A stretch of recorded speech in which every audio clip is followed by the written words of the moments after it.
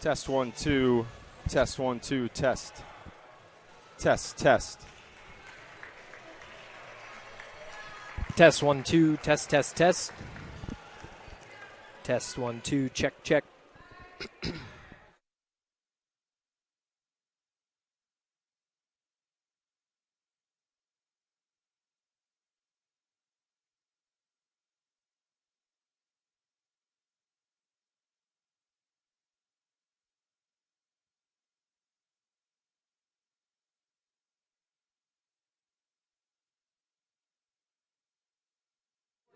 Welcome to Balfour Natatorium on the campus of Wheaton College for today's meeting featuring Springfield College, Keene State College, and your Wheaton College Lions.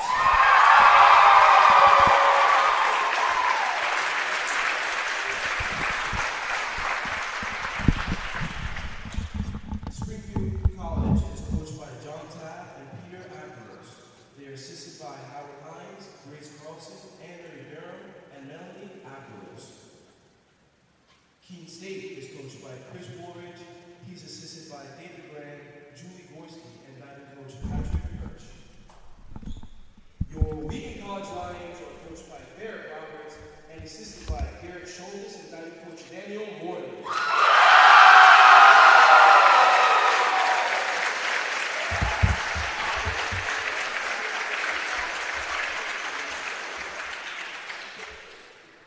The NUMAC, the NCAA, and Wheaton College promote good sportsmanship by student athletes, coaches, and spectators. We request your cooperation by supporting participants and officials in a positive manner. Profanity, derogatory comments, homophobic remarks, or other intimidating actions directed at officials, student athletes, coaches, or team representatives will not be tolerated, and the grounds for removal from the site of competition. Also, consumption or possession of alcoholic beverages is prohibited. And now, the performing of the national anthem to be sung by Wheaton College sophomore Emma Bradshaw.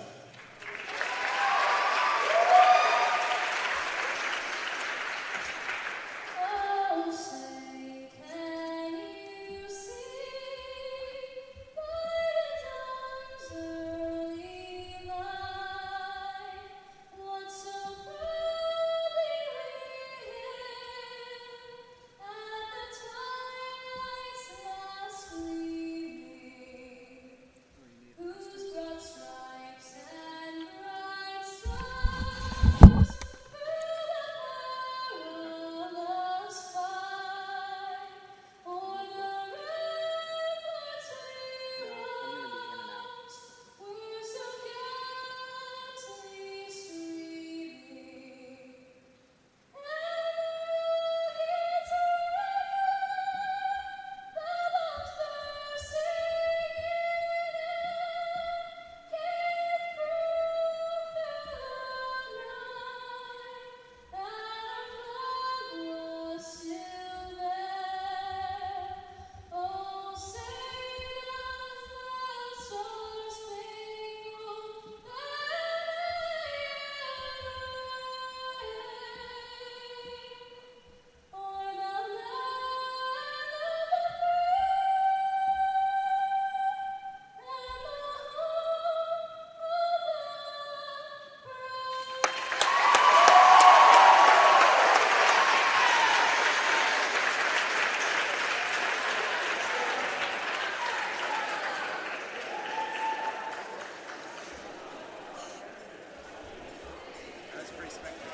Yeah, it was good.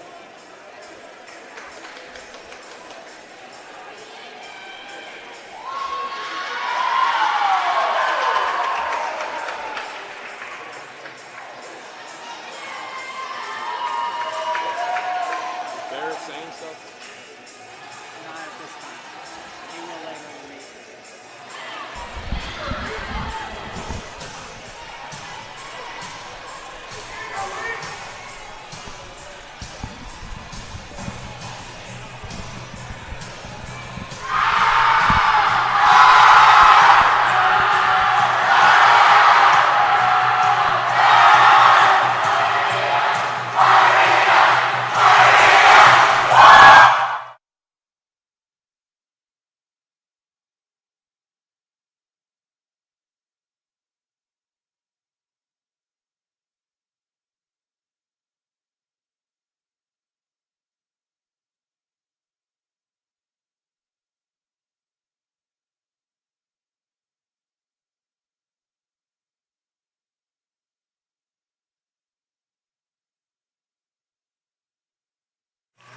Saturday afternoon inside Balfour Natatorium on the campus of Wheaton College. I'm Jackson Walsh, joined by my partner Austin Halstead. Austin, back-to-back Saturdays here in Balfour. No place you'd rather be. Oh, absolutely. The Wheaton Lions just had a meet last night against Coast Guard, so they are back-to-back as well.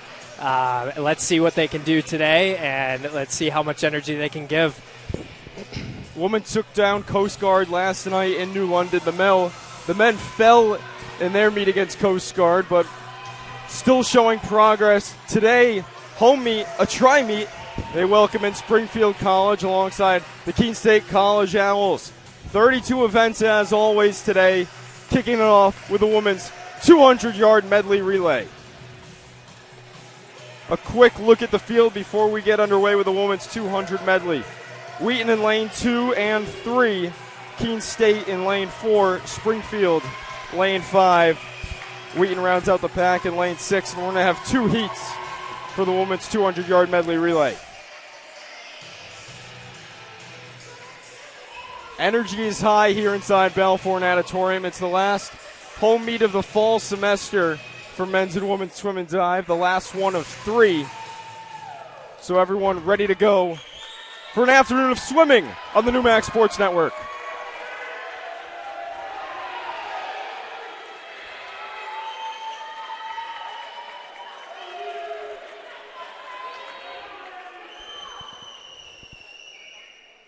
We in lane 3 will be led off by Taylor Kutu. Behind her will be swimming the second leg, the first year, Emma Lambert-Shimo.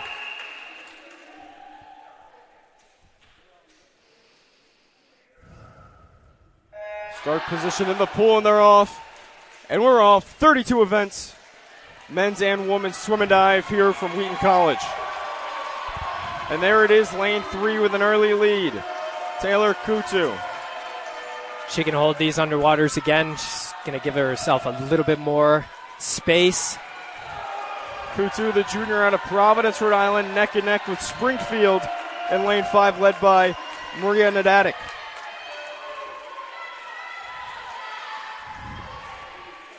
Turn it over onto the second leg into the pool, Emma Lambert-Shimo. Shimo gaining ground here on the Springfield. Shimo's a first year out of Brecksville, Ohio, and she's to the wall first off to our right. Second place, it's still Springfield in lane 5. Faith Morrison swimming the second leg, but right there with her, Wheaton trying to take first and second, lane 6, Maddie Curran. And Curran's going to move into second place. Lane 3 gets to the wall first for Wheaton, out of the pool, Allie McHenrick.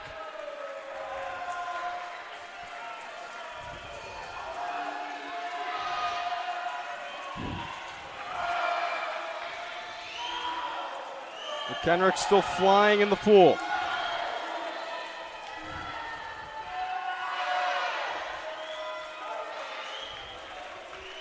Really going at a good pace here. Second place out in lane 6 for Wheaton.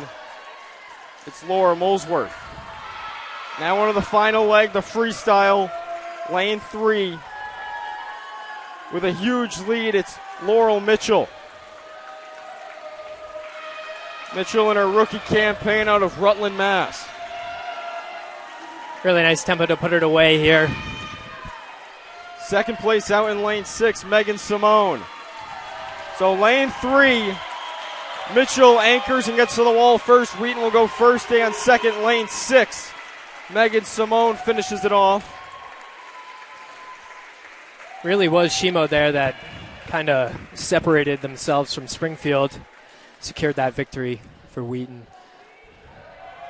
Looks like we may have had a malfunction with the pad in lane 3, not seeing a winning time for that lane 3 relay team. But pretty safe to say lane 3 is going to come away with a win to kick off 32 events. Event 1, the women's 200-yard medley relay. Wheaton takes first and second. Third place goes to Springfield in lane 5. They were anchored by Olivia Foley. Now heat 2 of 2, the scoring heat. Springfield in lane 2. Wheaton lanes 3, 6, Keene State, lane 4, Springfield, lane 5. Keene State also in lane 7. A really talented pack here in lane 3 and 6 for these relay teams for Wheaton. Bridget Cleveland will start it off in lane 3, but out to an early lead. It's Reese Hartman in lane 6 for Wheaton, and she's swimming her specialty right now, the backstroke. Hartman just holding an advantage over the rest of the pack in lane 6. Swimming well for Keene State in lane 4, it's Kylie Young, and also in the mix, Carolyn Blank in lane 5 for Springfield as we move on to the second leg. Breaststroke now, lane 6 stole the lead. Brooke Clucci, the senior out of Lewiston. It's all about what she can do on this underwater here. Springfield currently sits in second in lane 5, Nina Lamb. Giving Clucci a pretty good run for her money. Third place, Wheaton currently holding it. In lane 3, it's Meg Dickinson turning it over to Anna Curry. Butterfly now, Springfield moves into the lead in lane 5. It's McCallie Charlemagne. Just a better transition there. You could see they were neck and neck basically coming in. Trying to catch Charlemagne is Lily Watson in lane 6. Still holding on to third place is Wheaton with Curry, and now we're on to the anchor. It's going to take a bit of a comeback for Wheaton into the pool. Hope Campbell. If Hope can really get this tempo up, she's going to get it.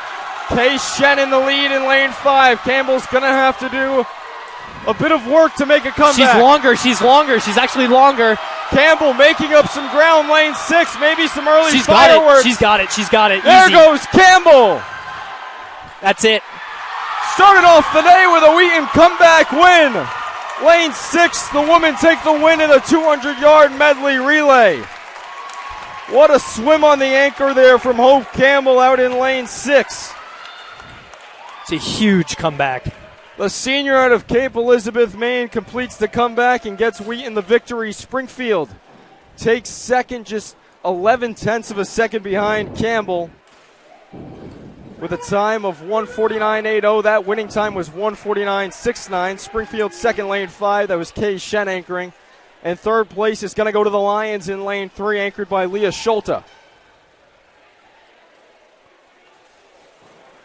Usually you don't see that level of excitement till that last relay of the day, but we're going to get it in the first, so maybe a bit of foreshadowing for what's to come. Hopefully, yeah. You always like to see those close races, especially with the women, too. You really don't see that too much.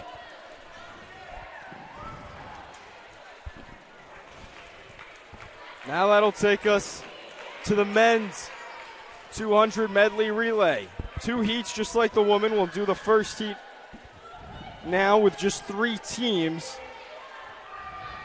And I don't believe Wheaton will be represented in the first heat. It's just going to be Keene State and Springfield, with Keene State in lanes 4 and 6, Springfield in lane 5. Keene State and Springfield, 2 teams that haven't seen the same amount of success as the Wheaton women. As we just saw that, the Springfield women are 0-3. Keene State women actually have seen success at the level the Wheaton women have, just haven't swam in as many meets. They're 2-0 on the season with a win over Division II St. Michael's all the way back on October 29th, and then they took down Norwich at home Saturday, November 5th, 176-114. Right now, heat 1 of 2 for the men's 200 medley relay, and Springfield out to an early lead in lane 5. John Zucks will start it off for the Pride.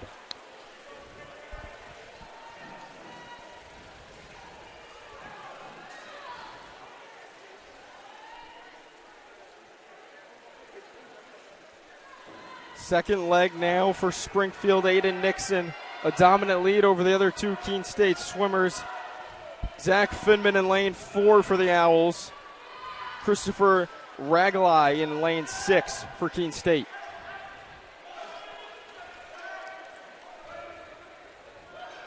Springfield men on the season 0-2 with a loss to Coast Guard and then a blowout loss to MIT. Keene State men also 0-2 with the losses to St. Michael's and Norwich. The Wheaton men hold 2 victories on the season. It came in the tri-meet last weekend. Big-time numbers and big-time wins over Bridgewater State and Gordon College.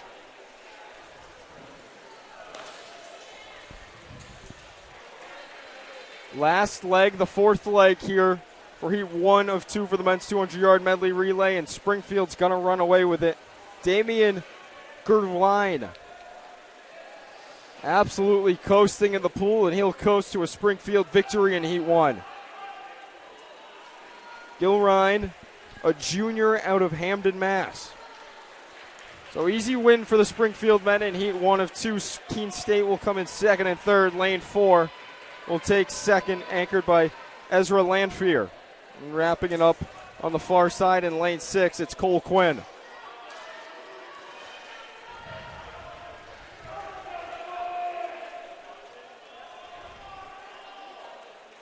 Wrap up Heat 1 of 2 now, on to the scoring heat. Heat 2, and this is where you see the fireworks. Springfield in lane 2, Wheaton in lane 3, Keene State lane 4, Springfield lane 5, Wheaton lane 6, Keene State 7. I'm expecting big things out of lane 6. So let's see. Lane 6 will be a team of Andrew Tran, Ben Goho, Gavin Cullinan, and Anton Lopez. That relay team can absolutely cook. Springfield always surprises us every year. So let's see how they can do.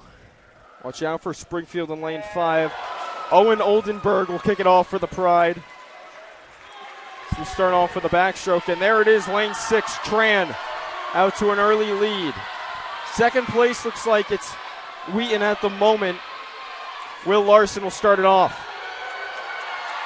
So Tran first place, Larson second right now as we come on to the second leg, and both of those two guys are first years, so a lot to come in the following years here at Wheaton College from men's swim and dive. Goho's got to get off this lane line. It's going to give the Springfield a little bit more advantage.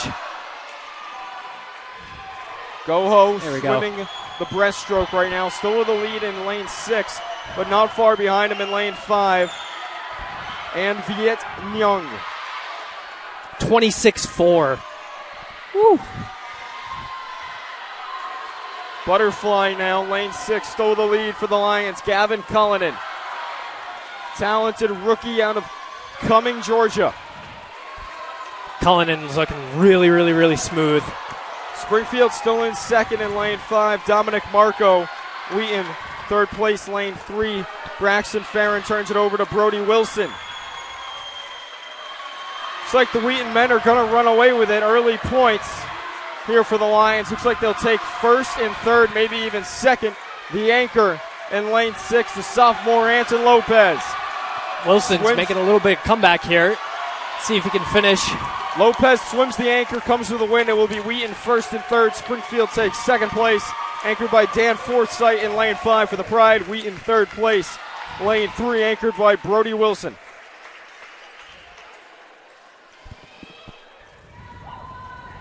Early points for the Lions on the women's and men's side.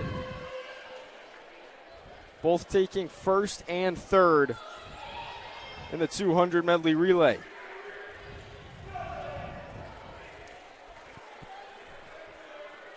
Winning time in lane 6 for the Lions, 1:36.04. There was no chance for Dan Forsythe to catch Anton Lopez, who was flying in lane 6. Now on to our longest event of the day for both sides. The women's and men's 1,000. First, it'll be the women's 1,000. Wheaton will be in lanes 1, 3, and 6. Vivian Van Hollen, Tally Dalton, and Emily Eads. Springfield, lanes 2 and 5. Allie Burnett, left Terry Roba. And for the Keene State Owls, Laura Chafee in lane 4 and Rory Lee rounds out the pack in lane 7.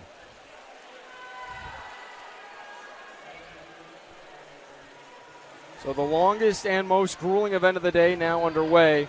You're going to see times. What's a good time in this race, Austin? Would you say low 11s, maybe just under 11 if... Yeah, I would say so, like 10:50, 11, just above 11 as well is very, very reasonable for in-season. And especially after coming back from, last night, like a far-away meet in Connecticut, the long bus ride, 3-hour meet, just doesn't help in these situations.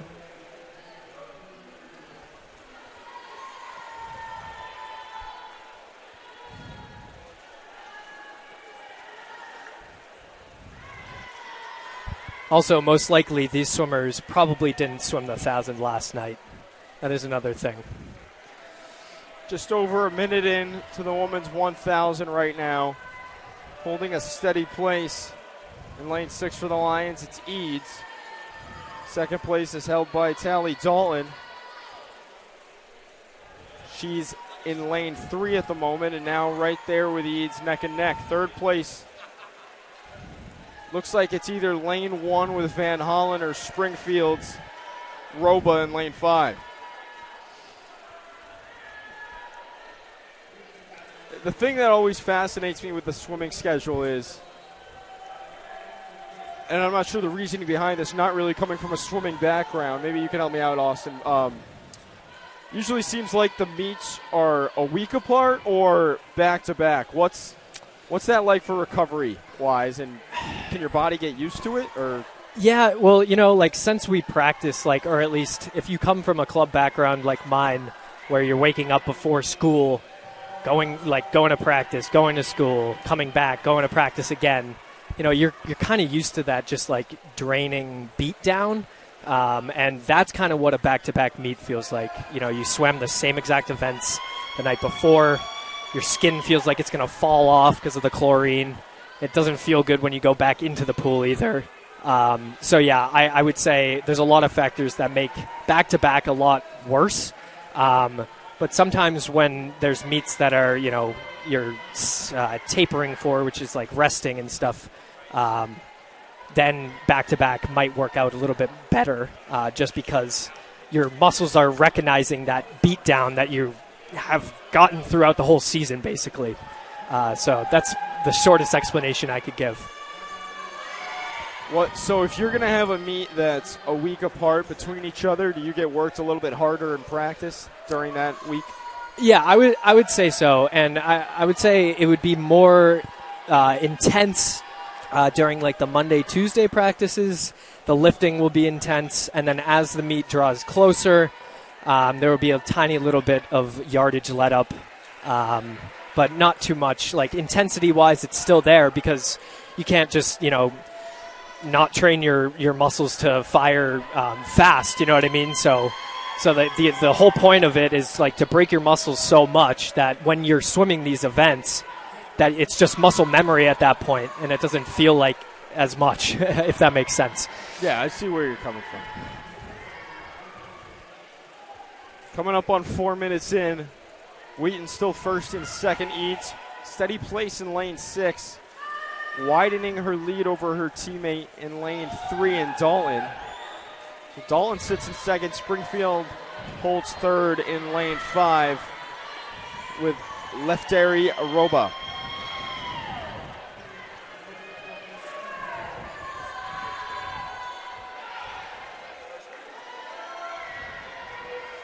Roba's a senior out of Worcester, Mass.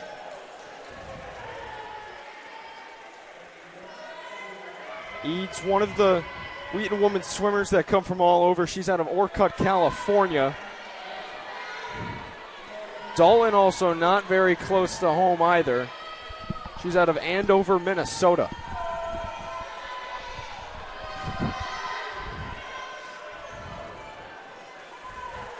Eads now lapping part of the pack. Still holding a really good pace out in lane 6, maybe even widening her lead at this moment. And if you're on this live stream looking to watch diving, that is actually currently going on. You can find that on a separate link on your NewMac Sports Network homepage that should just be labeled Wheaton College versus Keene State in Springfield diving. There won't be commentary for that, but the camera is just off to our right, focused on the diving well.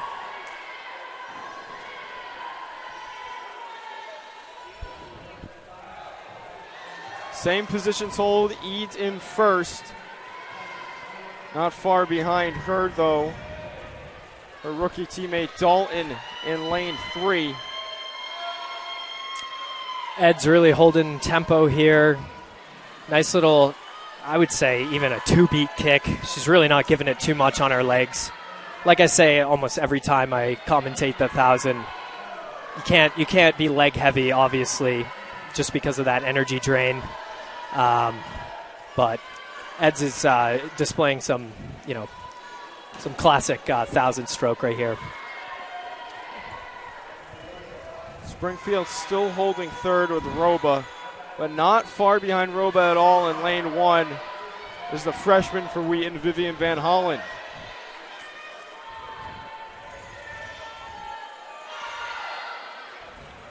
Her and Dalton both out of Minnesota. So the 3 swimmers in the pool for Wheaton right now are California and Minnesota. Coming into this year, didn't think I would ever say that. Yeah, like we were talking about last time, last stream, the recruiting last year was significantly, nationwide instead of, I would say worldwide, just because we were able to pull from a couple different countries like I was explaining last time. But this year it seems like the nation kind of responded, and the recruiting was really good. I would say I know that Barrett Roberts had a huge play in it. I also know that Richie Matthews was employed to recruit, so just give him the props for that as well.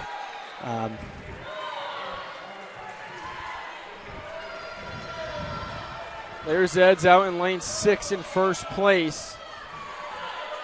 Dalton still holding second in lane 3, but Roba's not very far behind her at all. Right there in lane 5. Van Hollen now still just barely sitting in fourth behind Roba.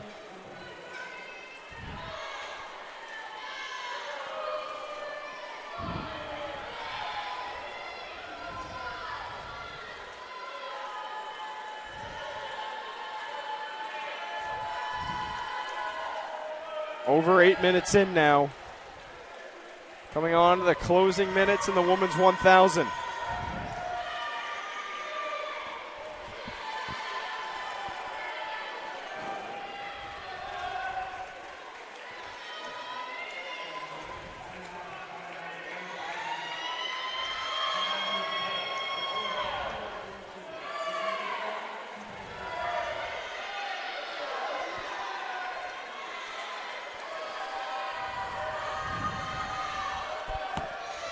Ed still holding strong in lane 6.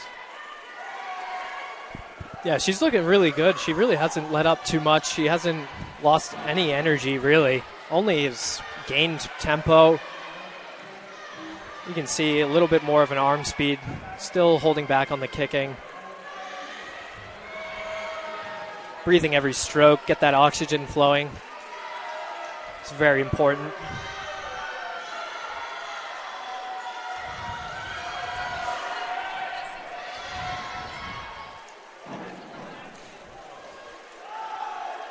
Directing his swimmers on the far side of the pool was Keene State's head coach, Chris Woolridge.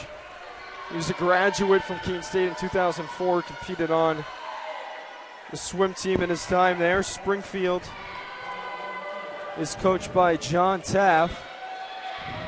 And obviously, if you tuned in to our live stream before, you know Wheaton is coached by the very talented Barrett Roberts. Roberts, a former All-American in his time here in Norton. He's been the coach for Wheaton since 2011.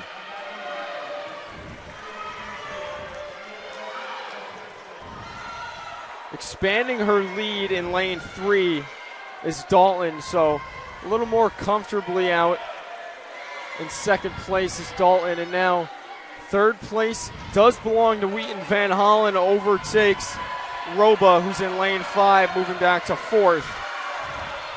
So Wheaton first, second, and third, a chance to sweep the women's 1,000. There's the bell, and here's the final lap. Emily Eds out to a huge lead.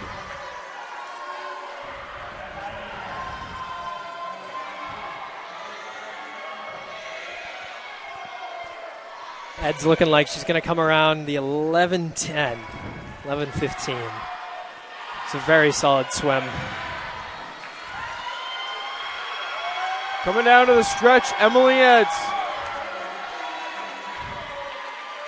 Maybe a little bit less than that. She kind of picked it up on that last wall. A senior from Orcutt, California, with a winning time in the women's 1,000 at 11:02.15.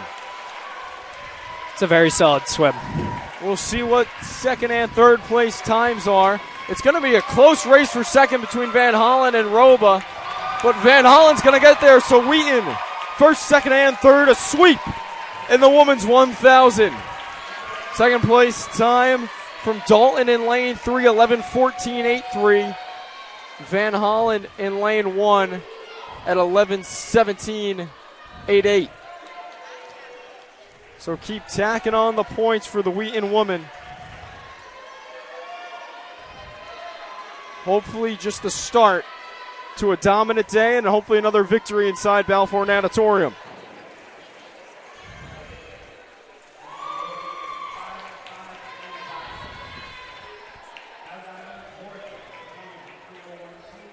Rest of the pack here still finishing up. We'll now move on to the men's 1,000. Caden Gilbert in lane 1 for Wheaton. Ryan Goolsby lane 2 for Springfield. Alex Minichiello in lane 3 for the Lions. Aiden Urzenis in lane 4 for Keene State. Lane 5 for Springfield is James Chan. Will Garno, lane 6 for the Lions, and rounding out the pack in lane 7 for the Owls, Samuel Gallipo. That officially concludes the women's 1,000. Wheaton first, second, and third. Springfield takes fourth in lane 5. We've left Terry Roba. Men's 1,000 just about to get underway.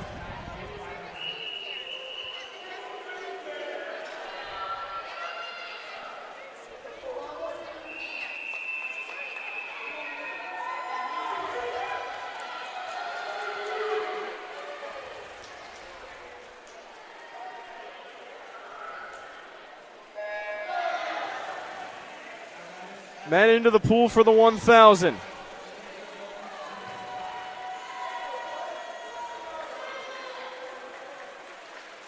Swimming for Wheaton, as I said, Caden Gilbert, lane 1, Minichiello, lane 3, Will Garno, lane 6, all very talented for the Lions. And through the first 50, it looks like Springfield's Ryan Goolsby has the lead. Yeah, He's Garno, swimming in lane 2. Yeah, Garno red. Oh, yeah. No, I would say Garno now. Yeah, Garno is now moved into the lead. Sorry, I was a little confused there. Will Garno neck and neck with two Springfield swimmers. Lane 2, it's Goolsby, and right there with Garno in lane 5, it's Chan. Yeah, I would say all three swimmers right now have the same exact pace. Just a tiny little bit of different walls, so that's why you're seeing that little stagger effect just when they hit that wall, but they're literally swimming at the same exact pace right now.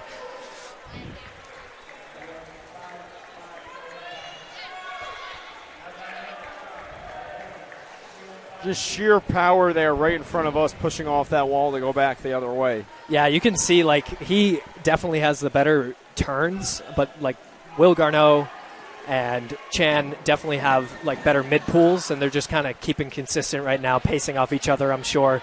Will's, like, hugging the lane line, trying to get a little bit more speed. So we'll see. This will be an interesting race. Both of them look really smooth, too. Very, very smooth. Nice light taps.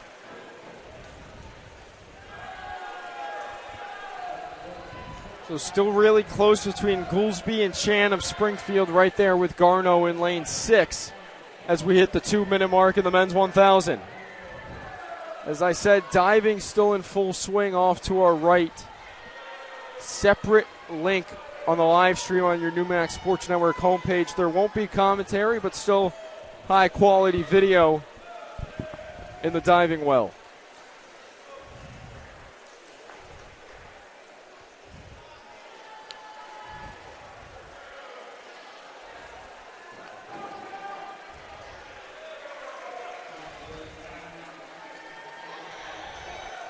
Chan gaining a tiny, tiny little bit on Garneau right now. Not really too much. It doesn't really mean anything. Yeah, these races just so back and forth just because of how long they are. As long as you're maybe keeping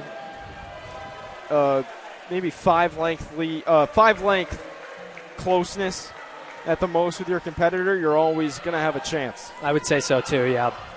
And you can see Chan now is realizing Garneau is drafting off of him and trying to get a little bit more speed. So he just moved right over into the right lane here, to the right side of his lane, I might say. And Goolsby is all alone down here, lane 2, keeping up though. So would you rather be someone like Chan in this situation or Goolsby with no one around you, or having Garneau right there next to you? I would want to be Goolsby, but I want to be Garneau in this race. Like, if I could pick. But if you gave me those two options, Goolsby definitely, because you have no one else you're pulling at that point. Yeah, just in the overall theory of having someone right there with you or being alone. No, but for sure. Totally understand where you're coming from with the Garneau thing. Yeah, no, definitely. But that's a strategy, you know what I mean? Like, Garneau's like hugging the lane line, trying to like minimize his own effort, pulling himself through, because Chan is, swimming at a certain pace, and that's pulling Will a little bit because he's, behind him a tiny little bit. It's called drafting. So that's not really happening anymore because Chan's on the other side of the lane. But if Chan was on the left side of his lane, then he would be pulling Will, essentially, and Will wouldn't be working as hard.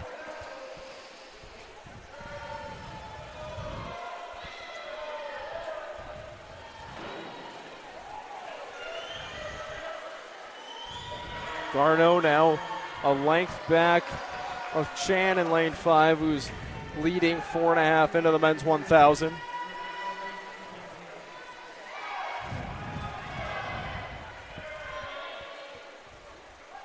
Chan about maybe a half length behind, or now coming right here. He's actually just in front of Garneau.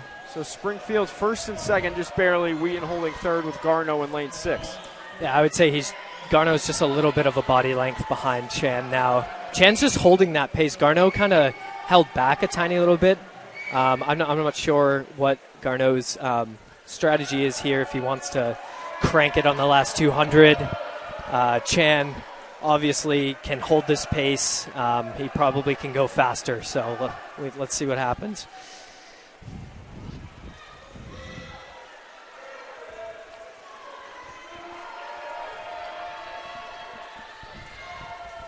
Garneau losing it a little bit now. Has to try to keep Chan in his vicinity. I think Garneau's realizing it a little bit. I can see his turns have become a little bit quicker, a little snappier. I think he's not like gliding into his walls as much.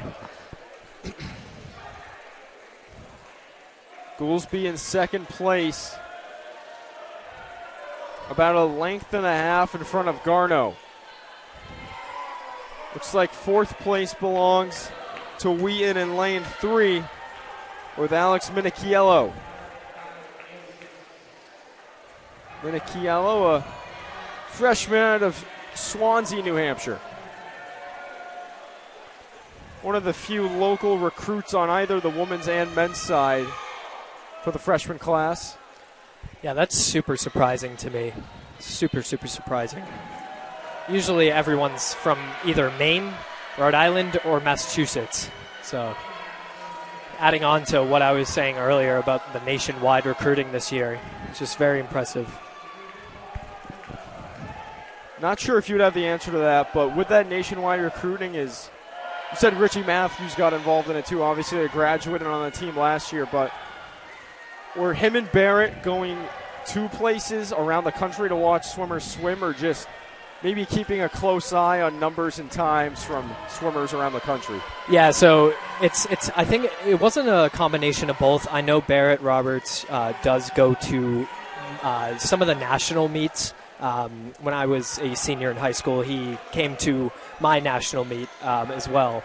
But put that aside, I would say that Richie was hired by the institution to help Barrett.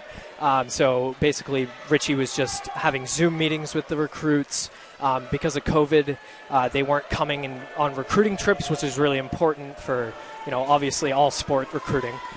So the face-to-face Zoom meetings that would be held with them, and also yes, they would just look online and just see times and email prospective swimmers, and also prospective swimmers will email the team as well. And going forward from there, then you can kind of create a relationship like that.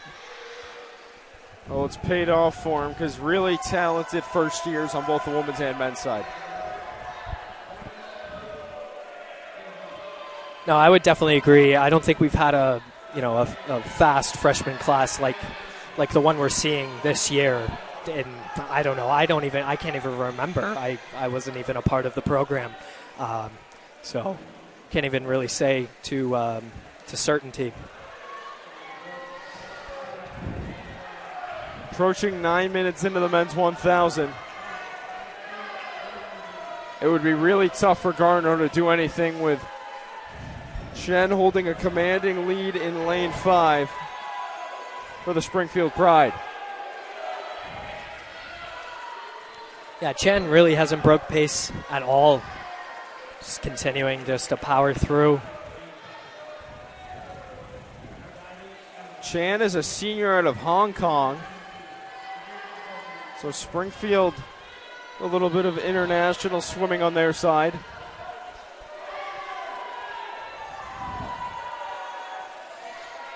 He's going to get the bell right after this lap. So it's Chan in first. Lane 5 for the Pride. Second place is his teammate just down below us in lane 2, Ryan Goolsby. There's the bell, as Austin just said, and James Chan onto his last lap here in what looks like it'll be a win in the men's 1,000. He's going really, really long and strong right now. Picked up the kick a tiny little bit. He's gonna go very fast.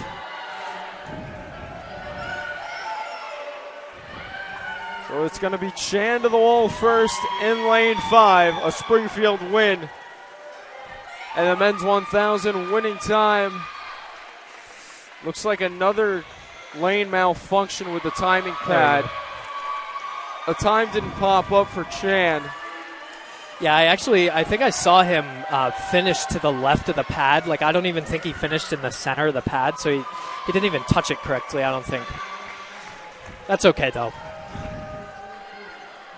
So electronically, it's listing Goolsby in first place in lane 2, obviously, but he takes second.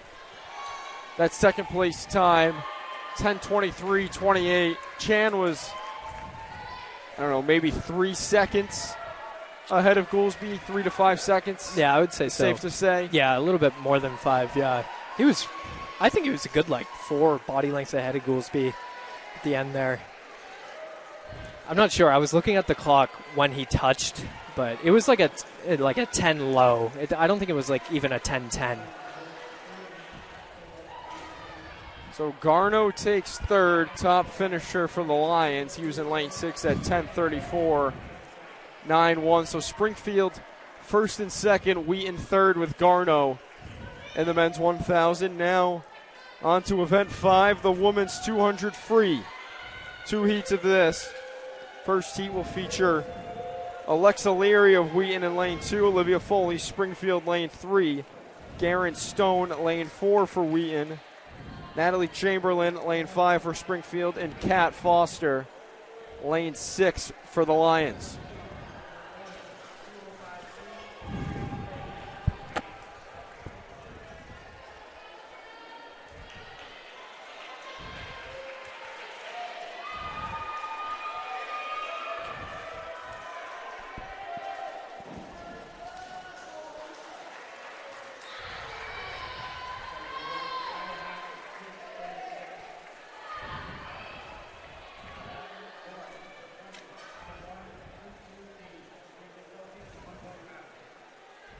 Diving still going on off to our right. They're currently on the 1 meter board.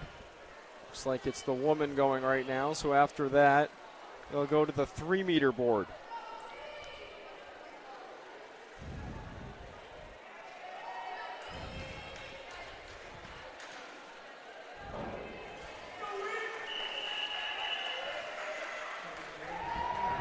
So we're not going to have a longer event for a while now. All quicker events. The 500 will come later on in event 23 and 24. Right now, heat 1 of 2 of the women's 200 free. And they're off. Just Wheaton and Springfield in this race. Through the first 25 with an early lead in lane 4 for the Lions. It's Garen Stone. She's a freshman out of Barrington, Rhode Island. Got to get her arm speed up a little bit more. Stone still in the lead through the first 50 as she comes back towards us.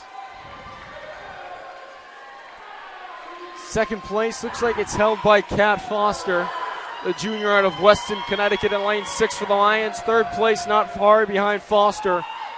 It's Springfield's Natalie Chamberlain. Yeah, Chamberlain having better walls right now.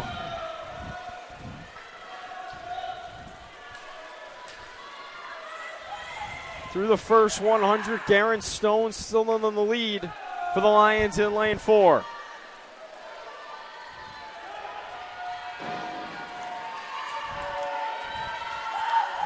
You can see Stone picked up her tempo on her kick a tiny little bit to help her not use her arms as much.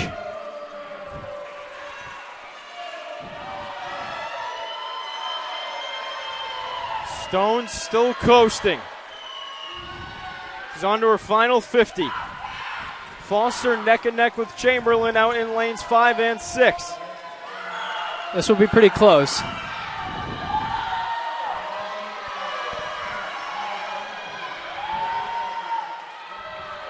Foster needs to nail her turn here. Crucial turn for Foster. She did.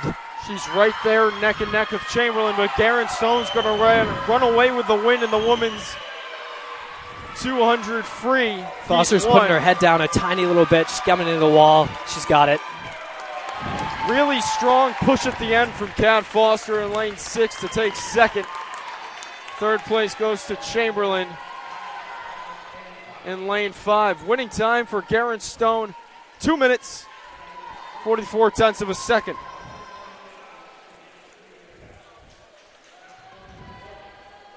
Rest of the pack finishes up. And now on to the scoring heat. Heat 2 of the women's 200 free. Springfield in lanes 2 and 5. Lizzie Fraser and Kay Shen. Wheaton in lanes 3 and 6. Elle Finiti, Lily Watson. Keene State lanes 4 and 7. Alice Lowcraft, Victoria Welch.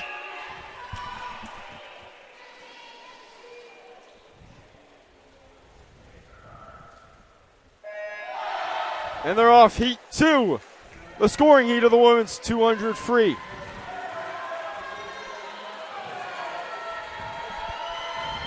First 25, the whole pack is neck and neck. Lanes 2 through 6 all right there with each other. Yeah, this is really going to come down to walls and tempo. They're all similar speeds. Elle Finiti to the wall first through the first 25. She's a first year that can absolutely fly. He calls the state of Colorado home. You can see Finite and Watson have similar tempo with their arm speed. So you can see that they're, similar positions now.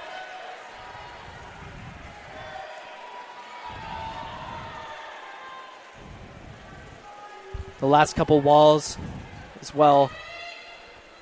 Put the Lady Lions a little bit in front of the pack. Finite right there with her teammate. Lanes 2 and 6, Lily Watson and Finite. Looks like this is Finite's. She can keep this arm speed, get a little bit longer than Watson.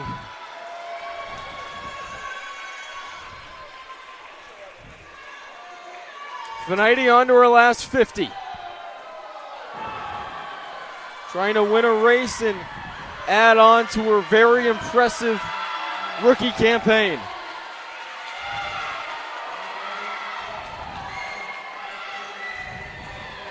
Finite touches the wall and she'll come down the stretch.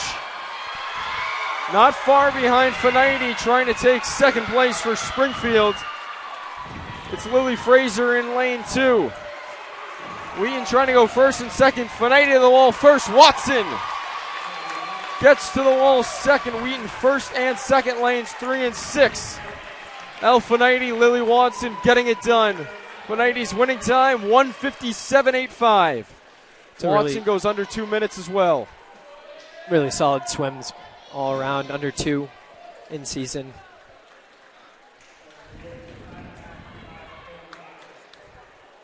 Third place for Springfield ended up being Fraser. 2 minutes, 36 tenths of a second.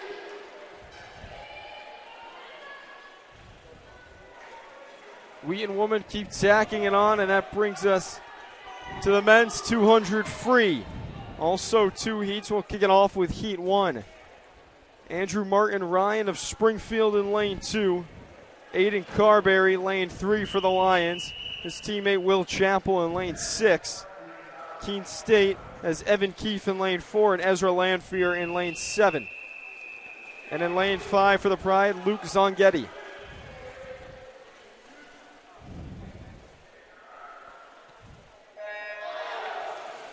Men are into the pool, heat 1 of 2 of the 200 free.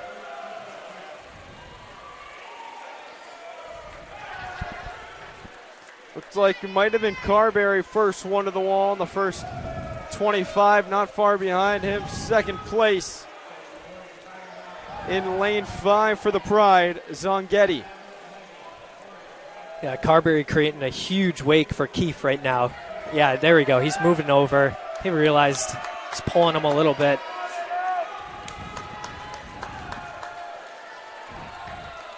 Carberry's looking really, really strong. Carberry's still holding about a half-length lead in first place. Zonghetti not far behind him, lane 5.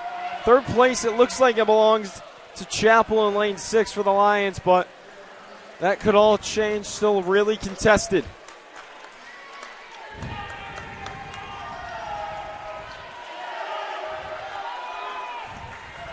Carberry's going to pick it up if he wants to fend off.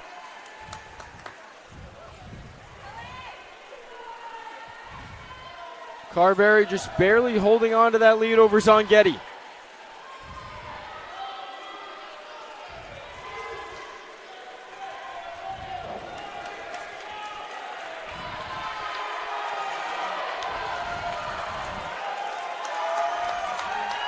It's still neck and neck between Carberry and Zonghetti. Hits the wall first. Let's see. Carberry's still holding that lead. It's going to be close. Yeah, he's got it. He's got to hold off Zonghetti. Looks like he will. Aiden Carberry is the winner. Men's 200 free. Second place, Zonghetti of Springfield in lane 5. Wheaton takes third. Will Chappell in lane 6.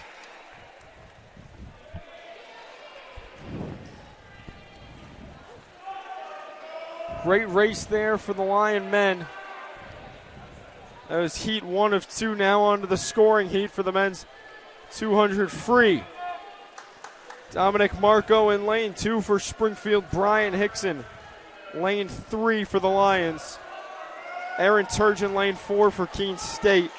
Jonathan Chan, lane 5 for Springfield. Sean Hill swimming in lane 6 for Wheaton. And Quint Kimmel rounds out the pack in lane 7 for the Owls.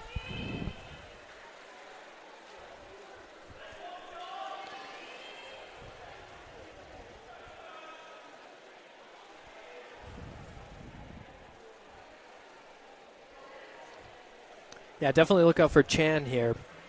I don't know if this is his brother, because you said he was a senior, right?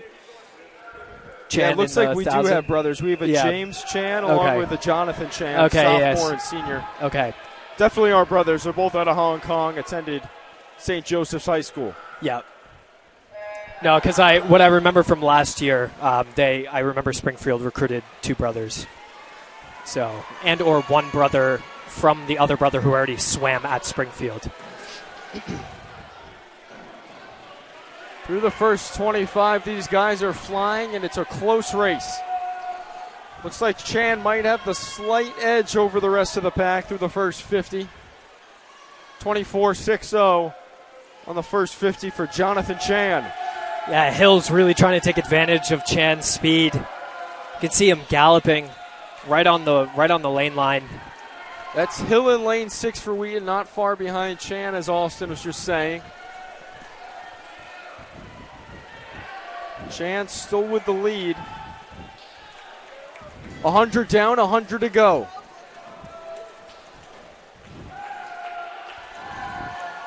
Yeah, this is going to be a really, really tight race. Sean does not want to lose this.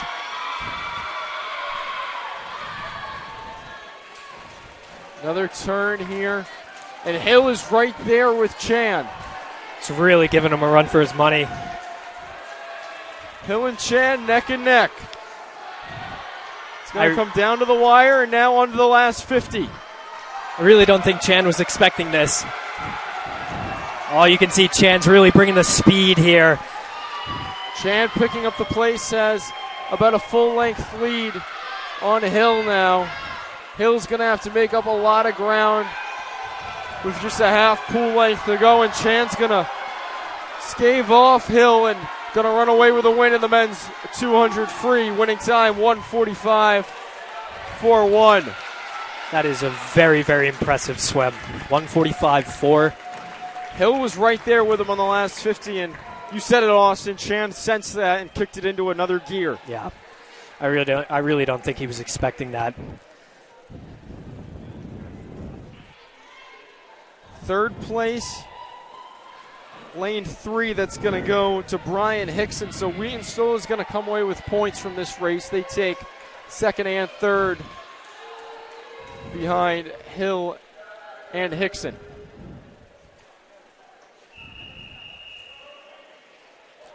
Women's 100-yard backstroke. 2 heats of the women's 100 back now.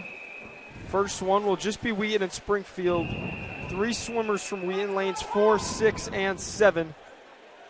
Hope Campbell, Bridget Cleveland, Taylor Kutu, and Madeline Semeko for Springfield will swim in lane 5. If I remember last week, Bridget had a very, very nice exhibition 100 backstroke.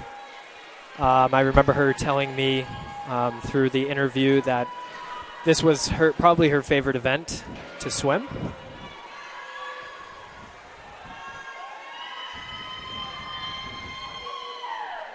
Hope Campbell with a lead in lane 4 through the first 50.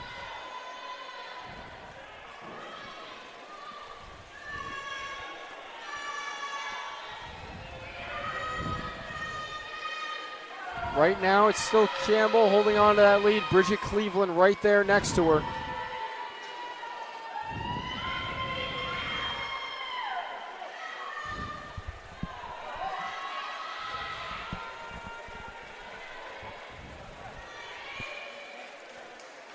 Still holding a good place into the wall. A close one, but it's Hope Campbell and lane 4 holding off Cleveland. Going to take heat 1 of the women's 100 back with a winning time of 101.76. Now on to heat 2, the scoring heat, women's 100 back. They should change the name of this race to the Reese Hartman race. Yeah, seriously. Hartman is always going to be one of the favorites no matter who they're swimming against. This time she'll be competing in lane 6. Emma Baumhauer in lane 5 for Springfield is going to try to give her a run for her money, along with Keene State's Samantha Blair in lane 4. Carolyn Blank is in lane 2 for Springfield. Amelia Butler lane 3 for the Lions. And Kylie Young lane 7 for Keene State. Leah Schulte lane 8 for Wheaton. Yeah, what really gives Reese the advantage here in backstroke is just the amount of time she's spending underwater versus her opponents. In most of the races that I've watched, which she's swimming in, she's just spending so much more time underwater. She's getting so much more momentum off a wall. Backstroke is nice where you don't have to flip over onto your stomach, so you're not losing too much momentum coming into a wall. So if you can really nail your turns, you're going to be a fast backstroker. And there's Hartman in the lead, coming on to the last 25. Sophomore out of East Grand Rapids, Michigan. It's been dominant in her collegiate career in the backstroke, and it's going to continue today. Reese Hartman running away with the win in the women's 100 back. Winning time under 1 minute, 59.41. This is a very, very solid time. Second place is going to go to lane 7. Kylie Young of Keene State. Third place, lane 2, Carolyn Blank of Springfield.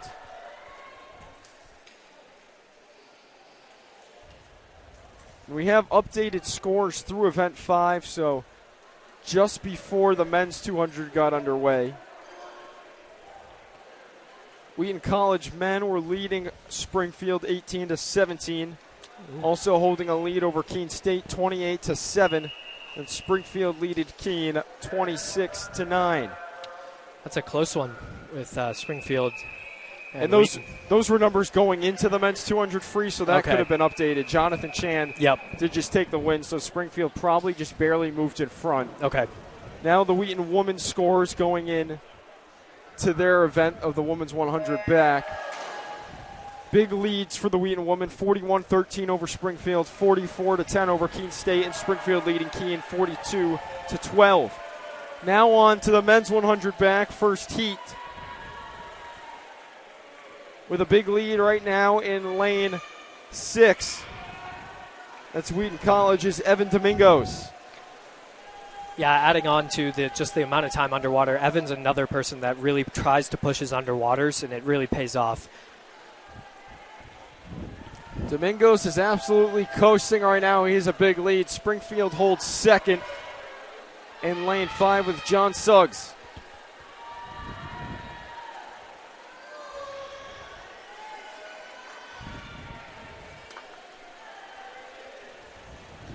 It's all Evan Domingos.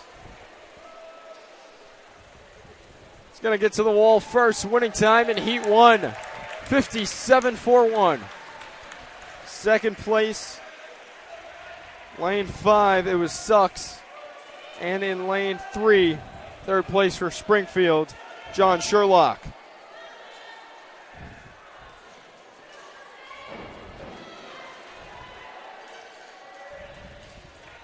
Now for the scoring heat, heat 2. Men's 100 back in lane 2 for Springfield, Jordan McMillan. Lane 3 for Wheaton, Will Larson. Braden Letter in lane 4 for Keene State. Springfield has Owen Oldenburg in lane 5. Gavin Cullinan, lane 6 for Wheaton, and Jeremy Bartley, lane 7 for Keene State. Yeah, it's great to see Wheaton being able to fill a backstroke event. You really, in the men's side, you really haven't been able to see that in the years past. And it's all freshmen. Yep, it is freshmen. Cullinan and Larson. Two swimmers for Wheaton here in lanes 6 and 3. And right now it's Cullinan out in first place in lane 6. Also in the mix in lane 2 for Springfield, McMillan. Through the first 50, Cullen into the wall first. Time of 25.53. That's cooking.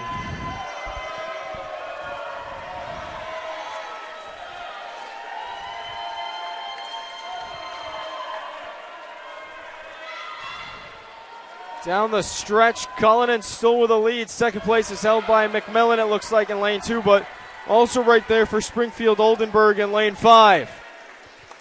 Gavin Cullinan tacks on another win to his rookie campaign. All right, Winning Gavin. time 53.46 for Cullinan in lane 6. Springfield takes second and third. Lane 5, Oldenburg, second place. Third place in lane 2, McMillan. That's a super solid in-season time, especially as a freshman.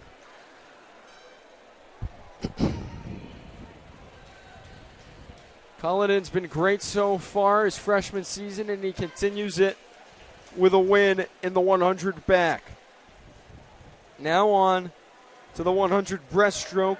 Heat 2 will, it'll be 2 heats. Heat 1 of 2 will just be 2 Wheaton swimmers, Maddie Curran and Karis Mann.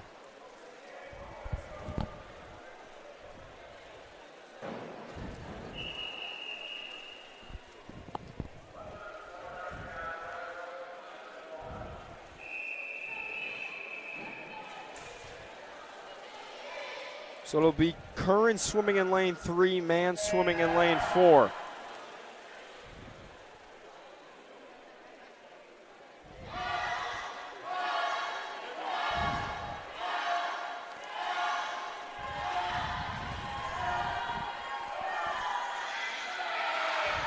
Synchronized. You said it there, Austin. Curran and Mann right there with each other here in Heat 1.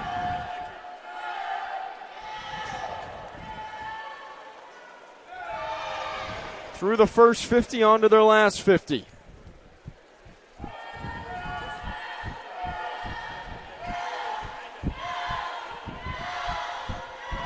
They're both right there with each other. I know. Don't think they could be more even. Now they're on to the last 25. Seriously. Have seen ties before. They're very rare, but they happen. Good chance for one here. Curran and Mann coming down the stretch. Mann looks a little bit longer than Curran. Yeah, that's it. So Mann's going to take the edge by about half a second. Winning time in Heat 1, 1:14.04. But Curran was right there with her at 1:14.56. Now Heat 2. In lane 1, 3, and 6, it's all Wheaton. Emma Lamberchimo, Brooke Clucci, and Meg Dickinson. For Springfield in lanes 2 and 5, Faith Morrison, Nina Lamb. And for Keene State lanes 4 and 7, Amanda Davies, Michelina Ruggeri. Yeah, someone to watch out for. Brooke Clucci coming off of a pool record last night in the 100 breast at Coast Guard, a 107.56. So congratulations to her. So impressive stuff from Clucci, and she'll look to continue her success today. But right now, it looks like Springfield might barely be in the lead. In lane 5, that's Nina Lamb. Yeah, Brooke really needs to nail this turn right here. She has a chance. Clucci in lane 3, Dickinson in lane 6. They're both right there with Lamb as they'll come down the stretch. Don't see a lot of competitors come in here to Balfour and take wins away from Wheaton, but it's going to be a good chance for Lamb coming down the stretch. And Lamb's going to get to the wall first, so not sure if you can say upset, but something you don't see a lot for Wheaton home meets. The women take second and third in the women's 100 breaststroke. Nina Lamb of Springfield First place in lane 5, 107.65. Dickinson took second in lane 6, and Clucci took third in lane 3. Yeah, I mean, that's just a classic case of who has the faster tempo, who has the better turns, and who's, putting in the effort underwater. And that's really all it comes down to in the 100 breast. So Nina Lamb's the winner. It's a freshman out of Killingworth, Connecticut. Now on to the men's 100 breast. 2 heats and full fields in both. Liam Hill for Wheaton in lane 1. He'll be joined by his teammates in lane 3, Noah Kaplan, Eric Booth in lane 6, and Anthony Meglin in lane 8. For Keene State, Ben Stafford in lane 4, Christopher Ragley in lane 7. And for Springfield, Aiden Nixon in lane 2, and Ann Viet Ngyang in lane 5.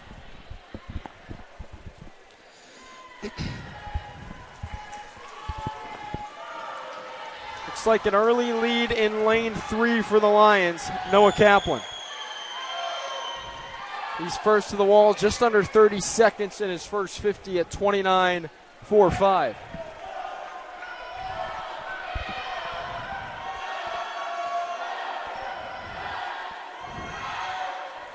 So right now it's still Kaplan in lane 3. He'll try to be tracked down by Springfield's Nguyen in lane 5. Yeah, Nguyen definitely has the faster pace. Noah going long and strong here. Sight one coming down you the can stretch. see him. Young making up some ground, but Kaplan Ooh, that was close. just to the wall first. That was close. He holds off Nguyen in lane 5. So a Wheaton win in heat 1 of 2 for the men's 100 breaststroke, led by Noah Kaplan. Third place in lane 6, Eric Booth takes it for the Lions.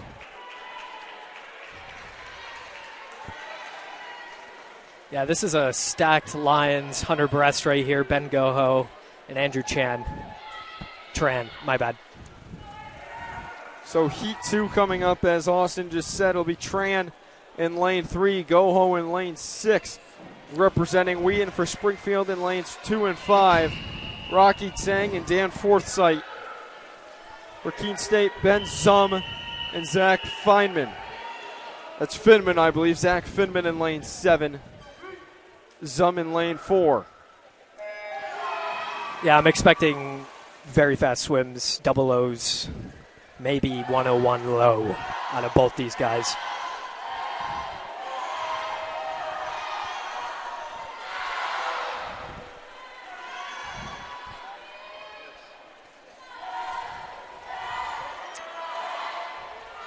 Yeah, Goho looks really, really, really smooth.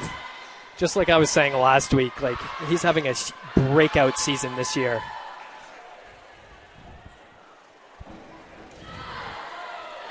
Goho, really good pace out in lane 6.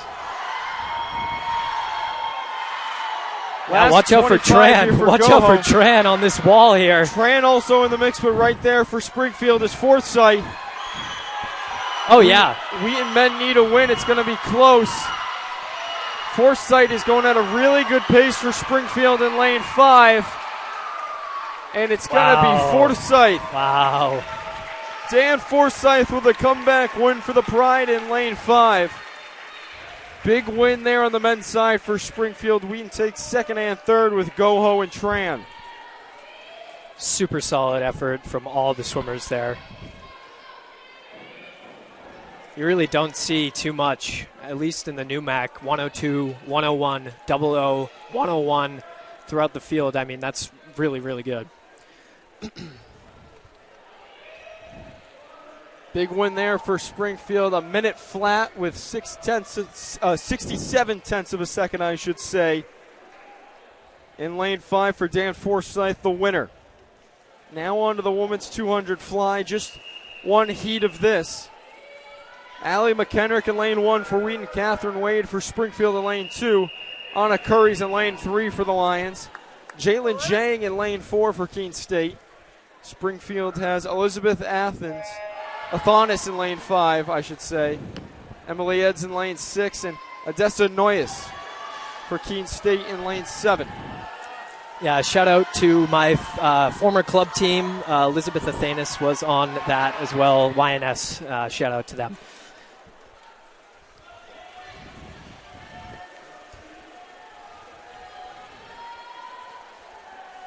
Thanis, a junior out of Manchester, Mass. Swam in high school at Manchester Essex High School.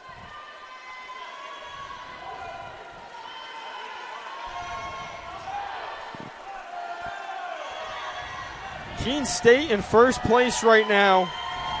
In lane 4, it's Jang.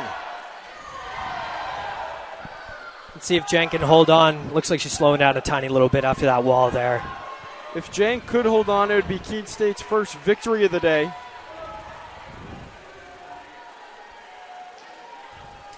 Still got another 100. Last 100, Jang with another turn. Springfield sits in second.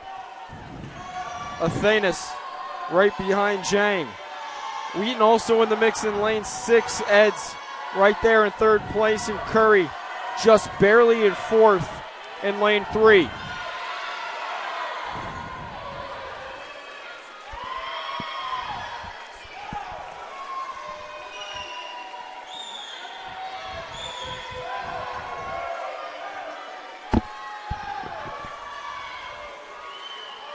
Jang still holding on to that lead for the Owls. This is where it really counts. Eds moves into second in lane 6. Athanas falls back into third. And it's still Curry in in fourth in lane 3. Eds on this wall. She could overtake Jang right now. Eds is going to try to look at this. Look at this. Jang. Look at this. There's Eds in lane 6, Jang in lane 4. Oh, yeah, that's easy. Keene that's State easy. looking for their first win, but Emily Eds says otherwise. Down the stretch, lane 6, Emily Eds. Last awesome. second comeback victory. That gives the Wheaton woman the win in the women's 200 fly. Yeah, to have that perseverance and strength at the end of a 2 fly is very, very impressive. So props to her for doing that. Jalen Jang led for 99% of that race, but not 100 as Emily Eds in lane 6 comes from behind and earns the victory. Winning time of 2:16.26, and Jang was just 11/10 of a second behind her.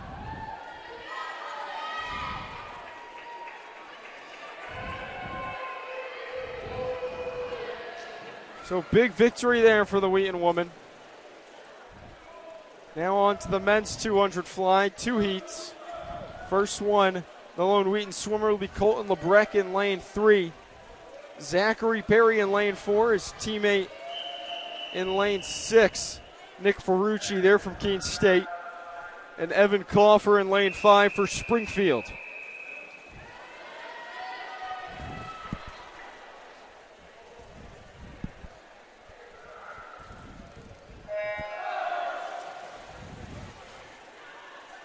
So they're off in heat 1 for the men's 200 fly.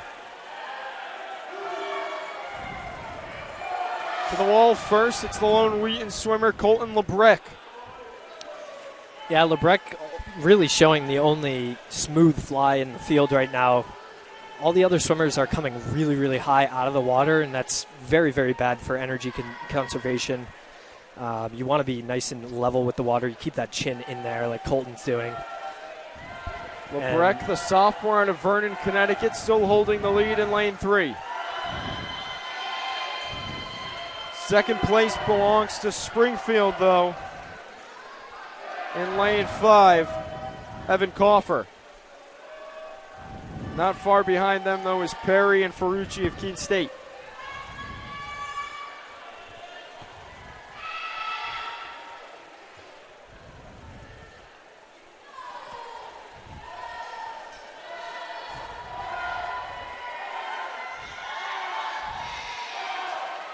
It's all Colton Lebrecq right now.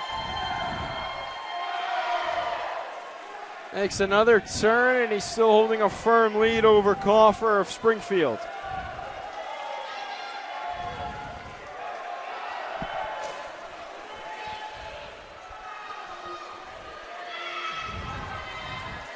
LeBrecq is losing tempo a tiny little bit.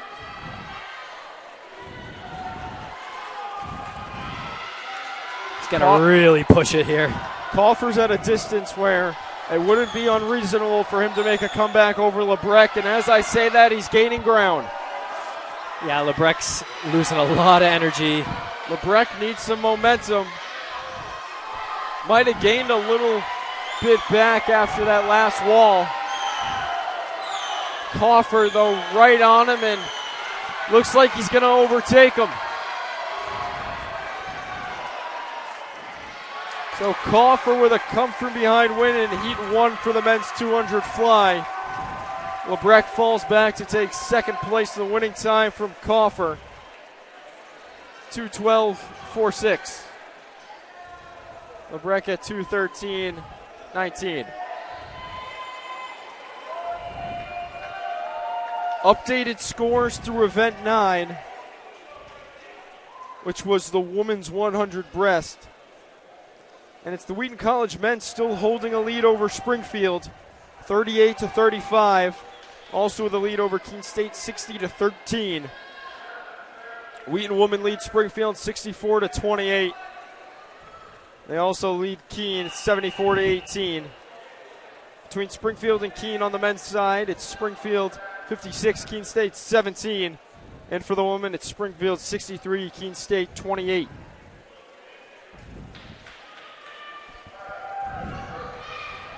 Now on to Heat 2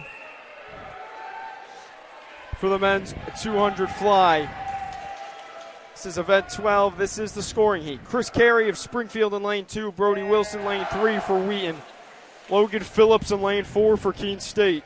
James Chan in lane 5 for Springfield. Wheaton has Braxton Farron in lane 6, and Keene State rounds out the field with Leo Lordison in lane 7. Yeah, watch out for Chan here. Like I said at the beginning, I believe it was his 1,000. He just had really nice underwaters, and the 2 fly is definitely something to have underwaters for. As you can see, he's really pushing them right now, almost mid-pooling it.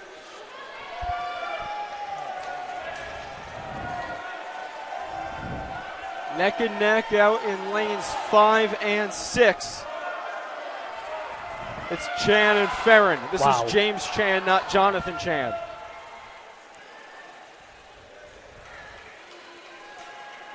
Yeah, you can just see, like, right on Braxton's turn here, Braxton will come up a lot shorter than Chan. You can see Chan's just inching up slightly and slightly.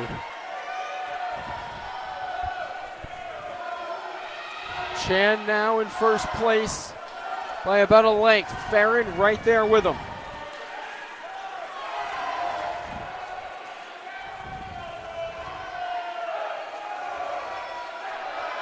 Both of the Chan brothers very talented, and James is showing it off here.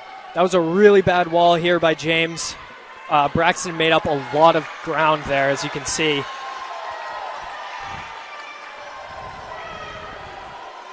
Another wall here from Chan, still holding that lead over Farron. Farron's a junior out of Walpole, Maine. Trying to catch Chan out of Hong Kong. Wow. And it's another win for a Chan brother this time. James Chan taking the win in the men's 200 fly. 2:00.04. Braxton with a really impressive swim as well, 2:02.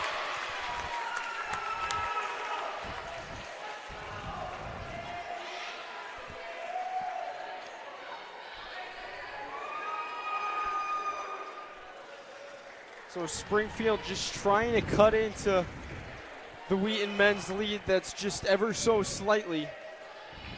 We'll have updated scores probably within the next couple of minutes on that.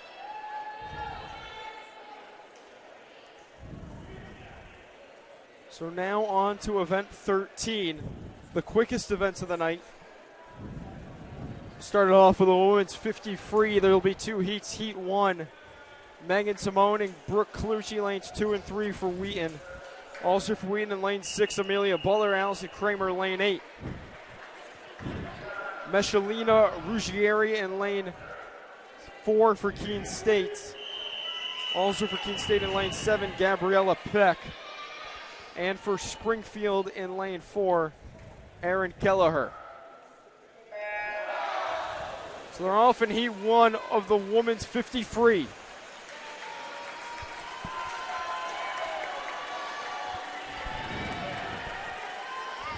Everyone's right there with each other at the front of the pack through the first 25. Down the stretch to the last 25, it looks like with a slight lead in lane 6, it could be Amelia Butler. I would say so as well. Yep.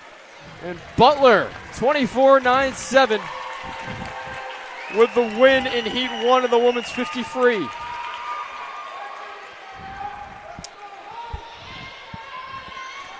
You know, I could be wrong, but in the past 50 frees, if there's only 2 heats, the first heat is a scoring heat as well, but I could be wrong, so don't quote me on that. So it could be a chance for Amelia Butler to contribute some points there with the win in heat 1. Now on to heat 2. Laura Molesworth in lane 1 for Wheaton. Hope Campbell in lane 3. Katie Walls in lane 6. Those are all the Wheaton swimmers. Springfield has Natalie Chamberlain in lane 2. Charlemagne in lane 5 for Springfield. Nunziata in lane 4 for Keene, and O'Neill in lane 7 for Keene. Watch out for Katie Walls in lane 6. And Hope Campbell, too, coming up. The 50 really comes down to this wall. Katie Walls right there neck and neck with Charlemagne in lane 5 for Keene State. I think Walls has it Down by to a the tiny wall. little bit. Walls pulls it off. Katie Walls chalk that up for another win. She's been dominant in her collegiate career, and she continues it with yet another win in the women's 50-yard freestyle, winning time of 24-16. That was a super solid punch, head down finish that she needed to get to secure that victory. I mean, it came down to the touch. Whoever's going to out-touch the other person, really, and who did it better. Charlemagne not far behind Walls at 24-28, third place in lane 3. That's going to go to Hope Campbell of Wheaton, so keep tallying up the points for the Lions.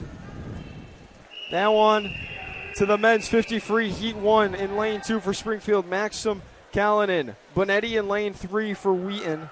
Also for Wheaton in lane 6, Will Larson. Keene State has Ragalai in lane 4 and Quinn in lane 7. Springfield in lane 5 with Studley. Could be the favorite, but Will Larson's going to try to say otherwise. Looks like he's going to keep that promise. And there goes Will Larson. Out ahead by a really, really far amount ahead of the rest of the pack. Won that by over a second. You don't see that in the 50 free a lot. Yeah, I know. I was just about to say that's a really good exhibition swim. A freshman out of Iowa City. Big win in the men's 50 free in heat 1 for Wheaton College.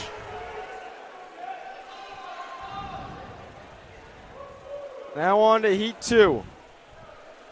Yagun and Springfield in lane 2. Hickson in lane 3 for Wheaton. Ben Stafford in lane 4 for Keene State. Zongetti in lane 5 for Springfield. Anton Lopez for the Lions in lane 6, and Ezra Landfear of Keene State in lane 7.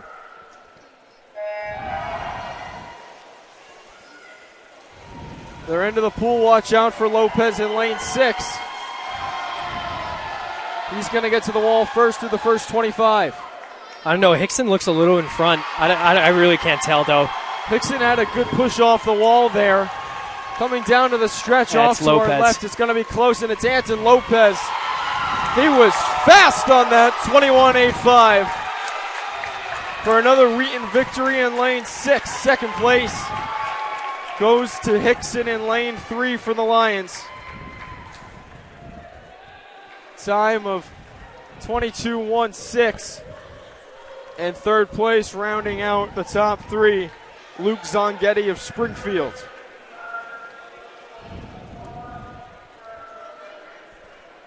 Now it comes to our first break of the day. A lot of good swimming going on. The Wheaton men barely leading Springfield. We will get updated scores when we come back from the break. Alongside Austin Halstead, I'm Jackson Walsh. Stay with us as we return for more Wheaton College swimming on the Newmax Sports Network.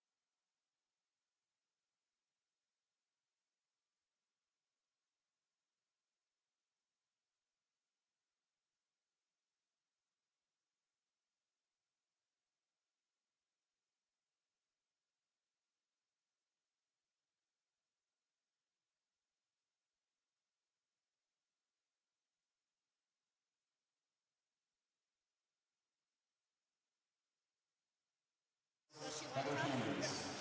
Skylar oversaw the majority of the team's dry land training and team yoga program. She served as our recruiting coordinator and created the majority of the team's social media content.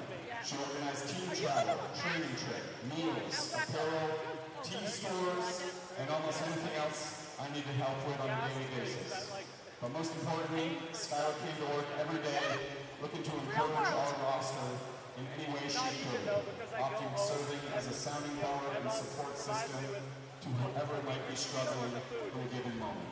Her impact on our team is impossible to quantify, but during her 4 years on our staff, Coach Schuyler helped our team break dozens of program records, achieve 47 full league victories, 78 all-American performances, and 30 All-American recognitions.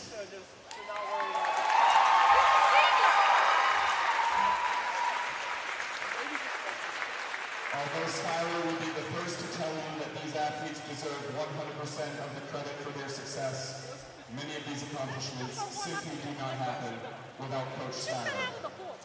If you would be so kind, please join our program in thanking Schuyler for all of her contributions with one final round of applause. Schuyler D. Lee.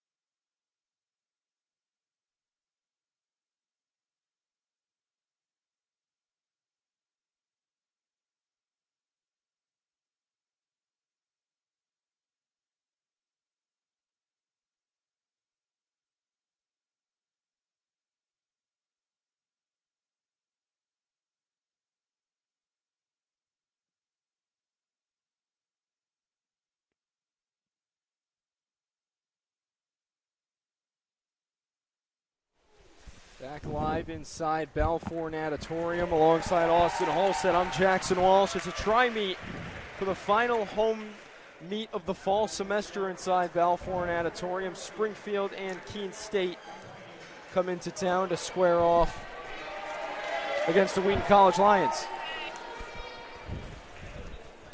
Diving going on offshore right now. You can find that on a separate live stream link on the Newmax Sports Network homepage. Morgan Coughlin-Doyle currently going off the 3-meter board. She's been having a great sophomore season so far, as well as Peter Byer, who took the win at Coast Guard last night on the 3-meter board competition. He's also a sophomore. Bella Barrett also enjoying a strong junior season. She's out of Wakefield, Mass. Swimmers off to our left should be ready to go momentarily. Just took our first break of the day. We'll come back for event 17. It'll be the women's 100 free. It's going to be 2 heats of that event. That'll be followed by the men's 100 free.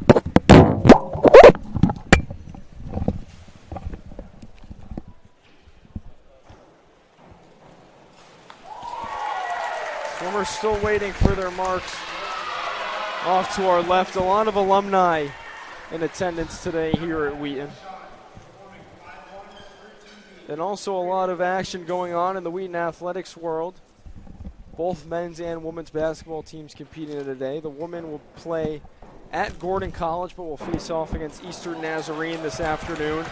And the Wheaton men will tip off at 5 o'clock just down the hall from where I am now inside Emerson Gymnasium. They'll play for the Wheaton Tip-Off Tournament Championship against Worcester State. Also in action is the women's, men's, and women's cross-country teams competing at the New England Regionals. That's hosted by Bowdoin College.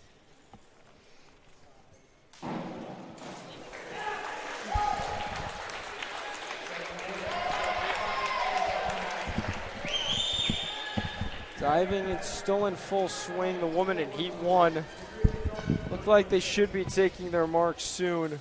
Just off to our left in Heat 1 of 2 for Wheaton in lanes 2 of 3, Ann Sweeney and Kat Foster. Laura Chafee in lane 4 for Keene State. Also for Keene State in lane 7, it's going to be Rory Lee.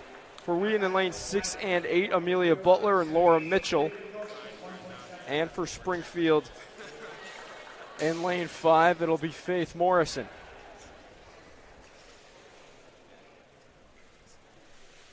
Should be getting updated scores for all 3 teams some point soon as they make their way up here.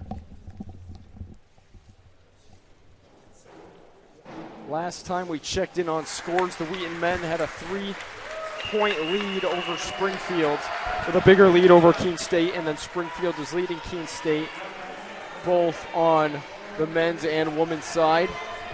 And the Wheaton women dominating Keene State and Springfield with large leads. So it's going to be interesting the rest of the way. The Wheaton men need to fight off Springfield as we come on to the last half of today's events.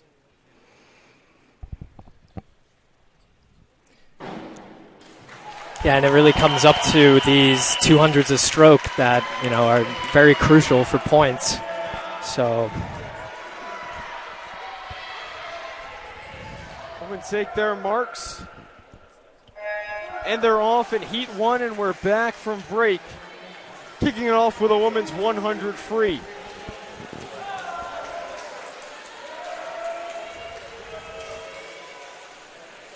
The first 25 out to a lead for the Lions in lane 6. That's Amelia Butler.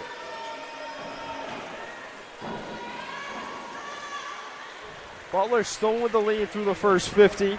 Now on to her last 50. yeah, let's see if she can punch this finish in. Butler still holding a strong place in lane 3 and second. For the Lions, it's Kat Foster. Good chance for Wheaton to go 1 through 3 here in Heat 1. Ann Sweeney showing a good race in lane 2, and out in lane 8, Laurel Mitchell also in good position for the Lions. So Amelia Butler to the wall first for the Wheaton woman, and here in heat 1 for the 100 free with a time of 54.60. Kat Foster not far behind her at 57.85 to take second, and third place belongs to Laurel Mitchell in lane 8 for the Lions.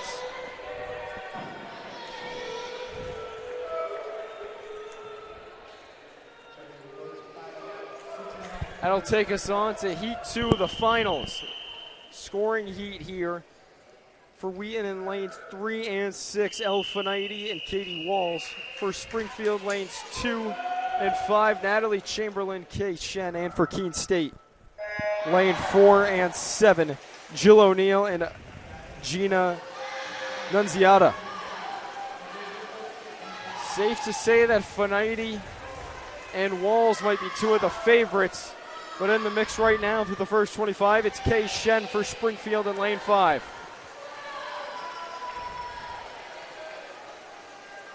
But here's Katie Walls on the near side. On to her last 50, holding a lead in lane 3. Yeah, she's getting up really quickly off her walls, which is very, very good for sprint freestyle. Get up, get up. There we go. Walls, the talented sophomore out of Bellevue, Washington, still holding that lead in lane 3. Katie Walls in lane 3 going to cruise to her second victory of the day, this time in the women's 100 free with a winning time of 53.18. Second place is going to go to lane 6, the freshman Elle Finite, and Springfield will take third with Kay Shen in lane 5.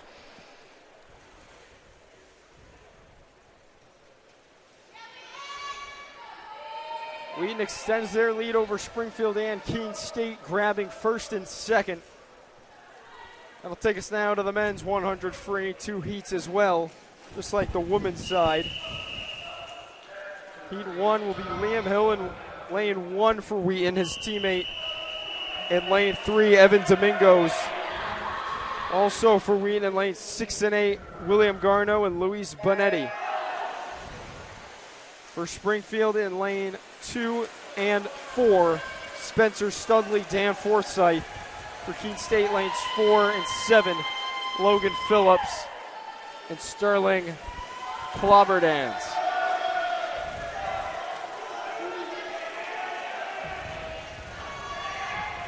Through the first 50, it looks like the lead belongs to lane 6 and Will Garno. Yeah, I would say so, just by a hair. Dan Forsyth right there with Garno. Yeah, I think Danforth sees him. Forsyth about a half length behind Garno. Coming down the stretch, Garno's going to have to hold him off. It looks like Garno just by a hair. So it's going to be Will Garno. Wow. Big win for Garno in Heat 1 for the men's 100 free. Eclipsed 50 seconds at 49.31. That's a super, super solid time for Will Garno. That's an off event for him, going under 50 in a dual meet. That's really solid.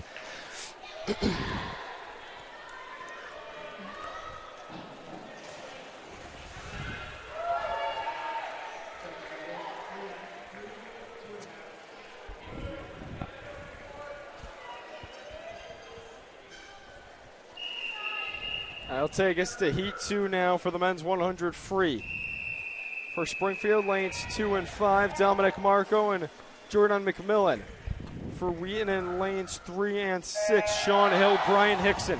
And then Keene State has Jeremy Bartley in lane 4 and Quentin Kimmel in lane 7.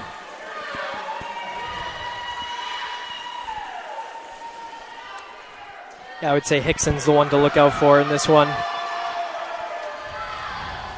Hickson in lane 6, but Sean Hill also putting together a good race through the first 50 in lane 3.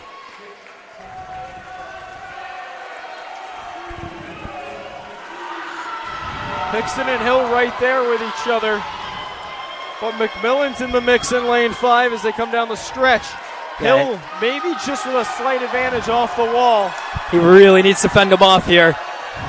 He's Gets longer. He needs to get longer. Hill in lane 3 needs a boost. It's going to be close. Oh, Last couple man. of touches, and Sean Hill Wow. holds on for the win in lane 3. That's so close.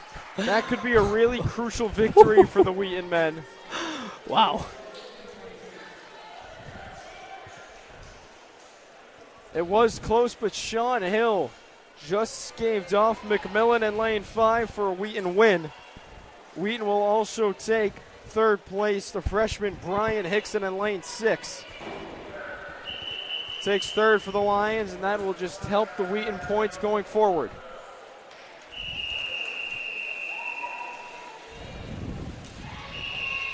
Now on to the women's 200 back, 2 heats. First heat will be 4 Wheaton swimmers, I should say, and 1 Springfield swimmer. Maddie King and Allie Taylor, lanes 3 and 4. Springfield has Allie Burnett in lane 5. And then for Wheaton in lane 6, it's Bridget Cleveland and Jordan Jensen in lane 7.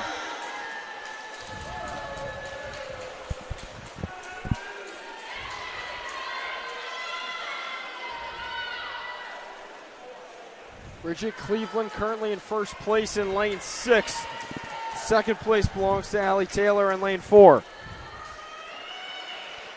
Cleveland's going to have the lead through the first 50.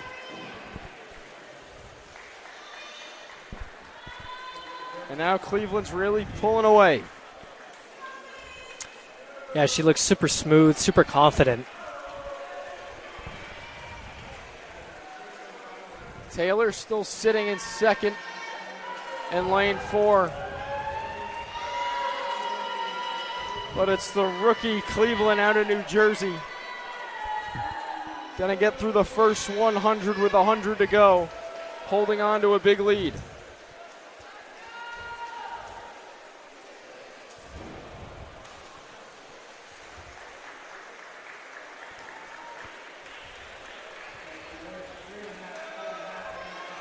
Cleveland has some very, very nice backstroke, an excellent example of backstroke form. She's keeping her head still. She's rotating her shoulders, and that's following her pull down. She's getting a lot of distance off of like a minimal effort.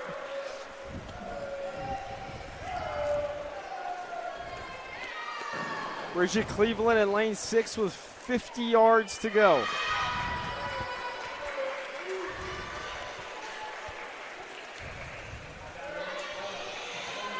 Allie Taylor still in second in lane 4 as Cleveland comes to the wall. Third place is close. Right now it looks like Jordan Jensen might have it in lane 7, but right there with her is Allie Burnett in lane 5.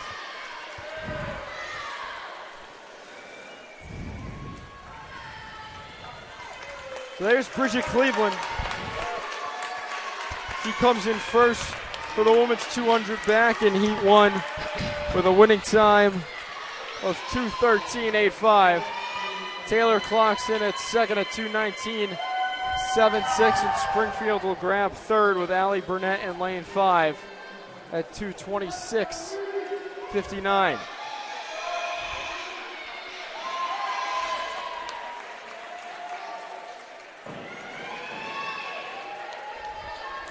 That wraps up Heat 1 of 2 for the women's 200 back. Now on to Heat 2, a scoring heat.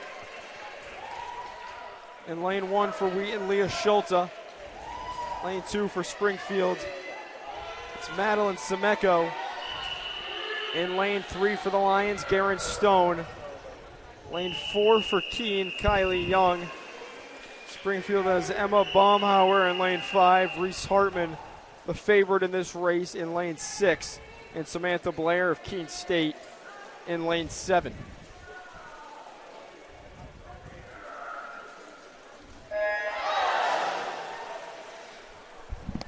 They're into the pool, and watch out for Hartman in lane 6. Hartman's already out to an early lead. Going to be first to the wall in the first 25.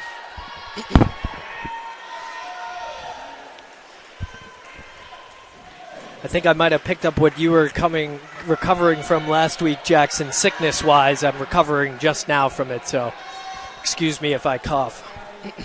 If you were with us last week, I had no voice on this broadcast. It was just, I don't even know what to call it, what was coming through the microphone, but it wasn't anything good. I could hear you. I could totally hear you. You're doing very well. Was playing hurt last week, but I'm good to go this week. And Reese Hartman's good to go here in the women's 200 back. She's got a 2-length lead.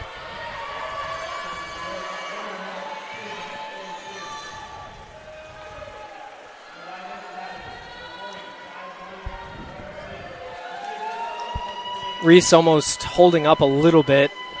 She might know where she is in this race. She's not pushing her underwaters as much as she usually does. Second place belongs to Keene State and Kylie Young in lane 4. Third place, close one between Springfield and Wheaton in lane 5 with Baumhauer and Stone in lane 3.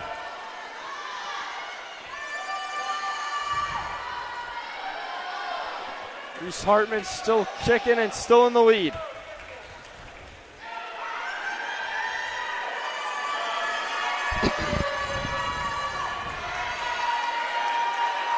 Young still holding on to second place for Keene State. Baumhauer sits in third for Springfield.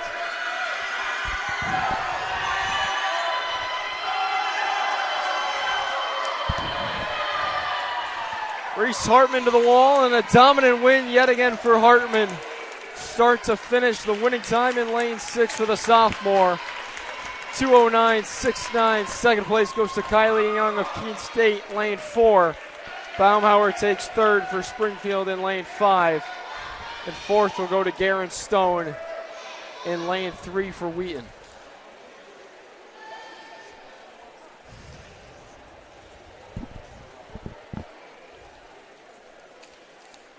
Wheaton women keep tacking it on. And they're well on their way to another blowout victory. Now on to the men's 200 back. Heat 1 will have just 3 swimmers, one from each of the 3 institutions competing today. Caden Hedquist in lane 4 for Keene State. John Sherlock for Springfield in lane 5. And in lane 6, representing Wheaton, is Brody Wilson.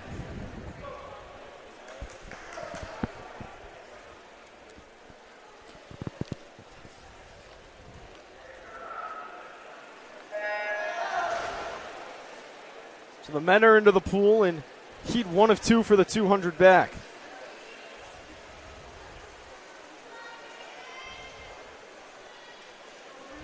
A lot of alumni in the stands today, Austin. I saw you talking to some earlier. Must be cool to see all the guys back in town. Oh, no, yeah, for sure. And not just the guys, the girls, too. I wasn't expecting to see half the guys today. So it's really, really awesome. Excited to see them all and catch up with them. Haven't talked to them in a while. And also my former head coach, Skylar Dean Lee, got recognized today at the meet. So I haven't seen her since I graduated. So it was very nice seeing her.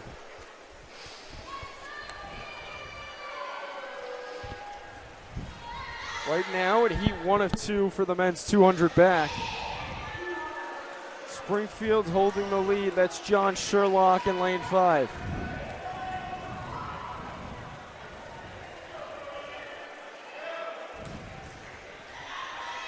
It's over a minute in to the men's 200 back here.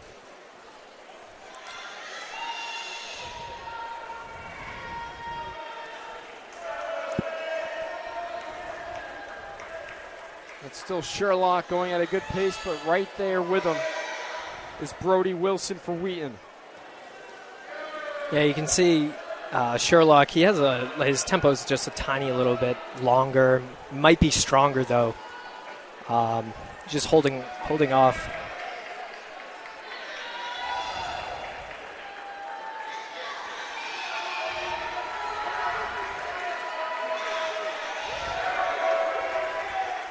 Comes Wilson. Yeah, he picked up the tempo a tiny little bit. I think he knows exactly where he is. Got to really push these underwaters, come up. Wilson's right there with Sherlock. I think Wilson's a little bit longer here. He's going to have the advantage on the finish. He's got him at the flags. Beautiful. Big time comeback from the freshman Brody Wilson, overtaking John Sherlock for a win in Heat 1 of the men's 200 back. Winning time of 2:14.27.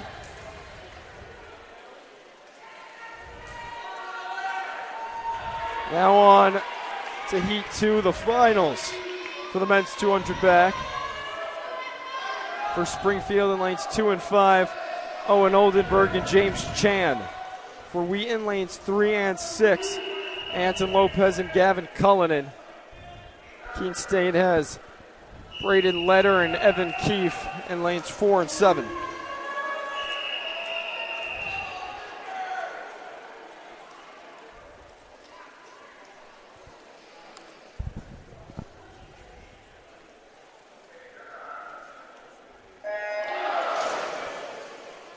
Always really exciting to see Anton in the two back. I always love watching this kid swim the two back. I really don't know why. I think it's his underwaters. It's Lopez in lane 3 in the mix. Gavin Cullinan also swimming a good race early on in lane 6. James Chan trying to keep up a good day. He's in lane 5. Yeah, Cullinan's going to give him a run for his money in this event.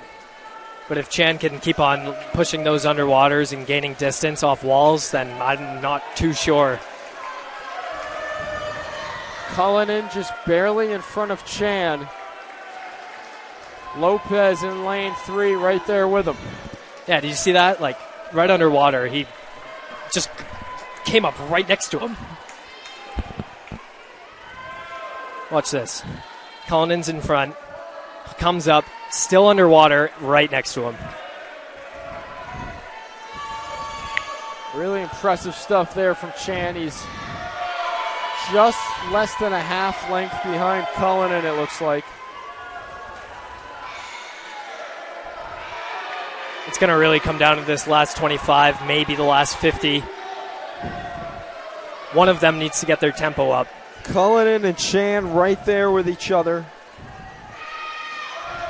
As they come on to another turn, it's still Cullinan now. Chan overtakes him a little bit. Cullinan had the slower wall there. Oh, yeah. And James Chan. Yeah. Seemed like he was just lurking, waiting to take the lead the whole time. Seriously. Now that's an example of great underwaters. James Chan. Another victory for the Chan brothers today.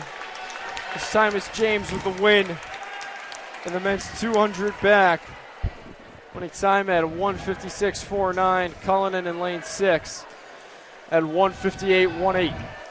Recognizing the really good sportsmanship I'm seeing between Chan and Cullinan. They knew they were racing the whole time, and big embrace at the end of the race. So good to see that.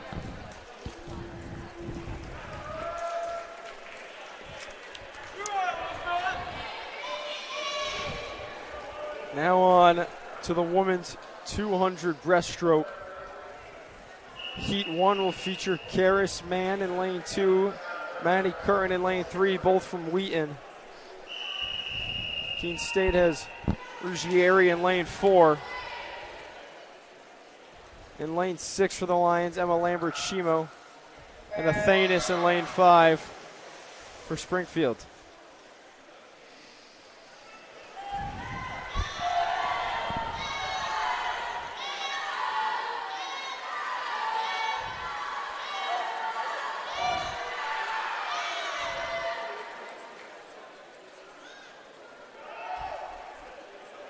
Swimmers right there with each other. Not a clear first place, but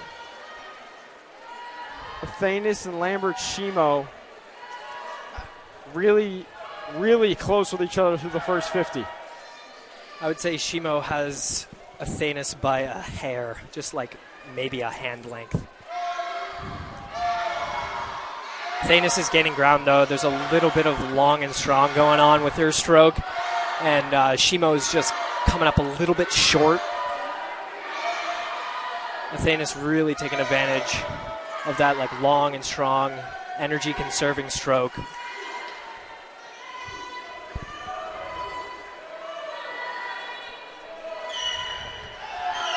Lambert-Shimo neck and neck with Athenas here in Heat 1 for the women's 200 breast.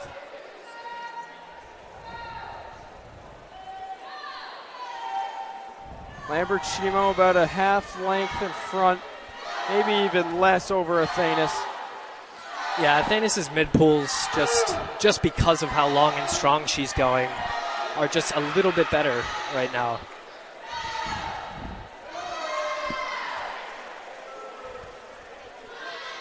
Athenas is right there with Lambert-Shimo again. Yeah, now she's like chopping up her stroke a tiny little bit more, so let's see what happens when she switches the stroke. It's going to be a close battle for third place at the bottom of your screen between Karis Mann in lane 2 and Maddie Curran in lane 3.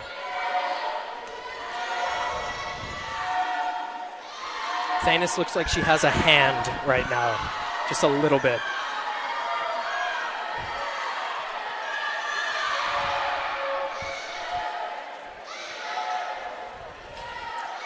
Sheena went longer on that pullout, but I believe Athenas is going to be able to hold her off here.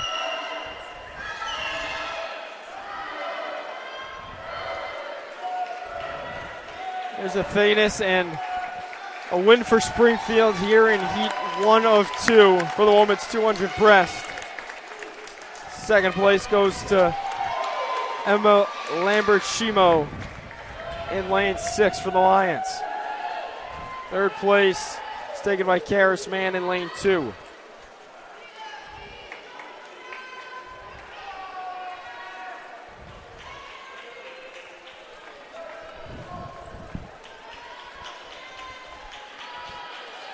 Rest of the pack finishing up. That'll now take us to Heat 2 for the women's 200 breast. Wheaton has Dickinson and Clucci in lanes 3 and 6. Springfield has Lamb in lane 2 and Roba in lane 5. Keene State with Lou Craft and Davies, lanes 4 and 7 respectively.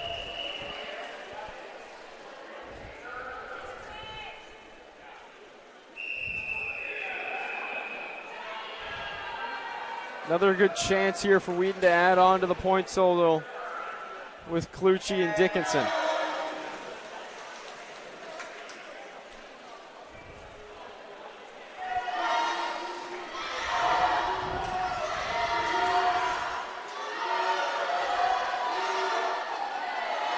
Through the first 25, Springfield in the lead.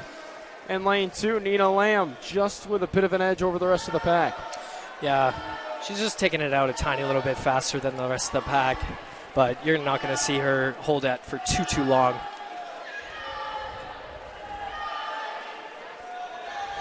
Because the real strategy to the 200s of stroke, even the 2 breast, I would say, would be long in the beginning.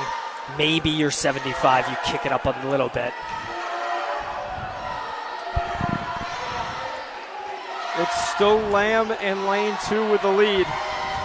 Her teammate in second place, Roba in lane 5.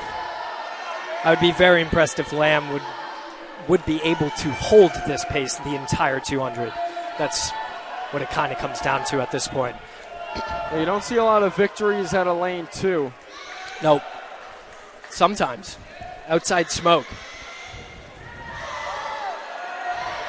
It would be rare to see, and the rest of the pack catching up to Lamb. In particular, her teammate Roba in lane 5. Neck and neck with Lamb for first place. Dickinson and Clucci are going to try to catch them.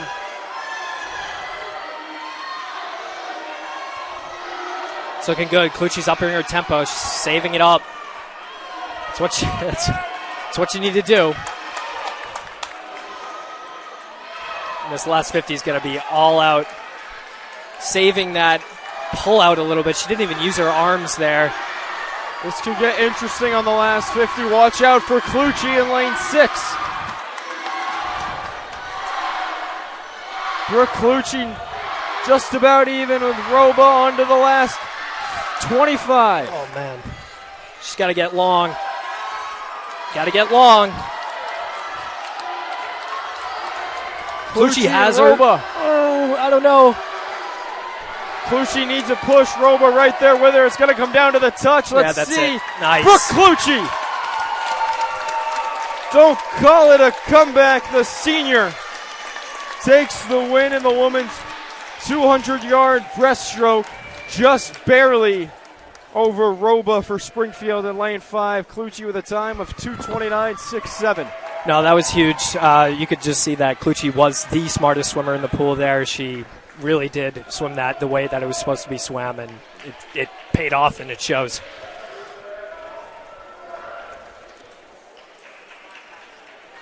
Big time win for Clucci and the Lions. Second place goes to Roba. Third place, Nina Lamb in lane 2 for Springfield. And on to the men's 200 breaststroke. Heat 1 will have Aiden Carberry in lane 1. Also for Wheaton in lane 3, Eric Booth and Noah Kaplan in lane 6. Keene State has Nick Ferrucci in lane 4 and Christopher Ragalai in lane 7. Springfield will put out Aiden Nixon in lane 2, and Chris Carey swims out of lane 5.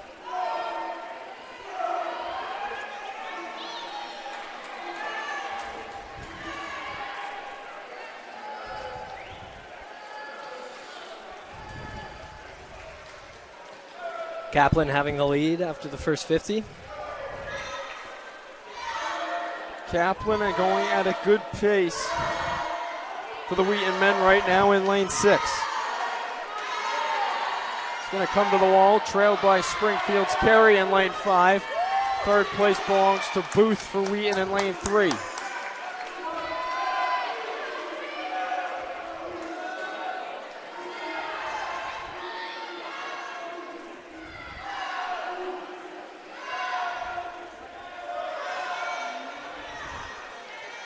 Kaplan still kicking in first place. Carey not that far behind him in lane 5. Yeah, Noah looks really good, really smooth. Gliding into his walls, though. He could have taken an extra stroke there.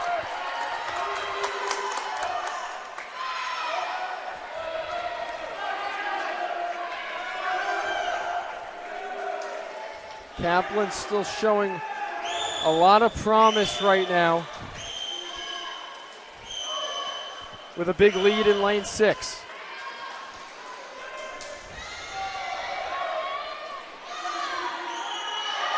Kaplan's a senior out of Collegeville, Pennsylvania.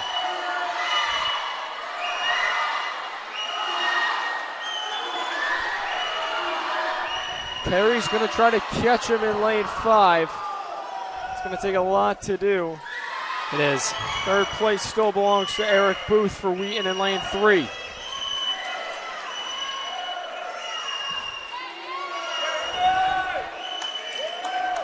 There's Noah Kaplan in lane 6, coasting to a victory in Heat 1 for the men's 200 breast. Second place, I think we might have had another mishap with the scoreboard. Second place definitely went to Chris Carey of Springfield in lane 5. Eric with the third. I believe Booth came in third. Yep. It looked like he was. The board's third. reading Carberry in lane 1, second place. Oh, okay. Yeah. So we'll have that figured out. Actually, on my meet sheet here, the board's not even showing a lane 1, which it said Carberry was swimming in, but we'll sort that all out later. It's Noah Kaplan definitely taking the win in Heat 1 for the men's 200 breast. Now on to the scoring heat. Through the first 25 to the wall first. For the Lions, it's Ben Goho in lane 3. Dan Forsythe swimming for Springfield in lane 2. Keene State has Zum in lane 4 and Finman in lane 7. Wheaton also has Tran in lane 6. Springfield with Rocky Tang in lane 5. Yeah, this is a stacked Wheaton event. Goho and Tran. And right now it's Tran. First place in the first 75 yards.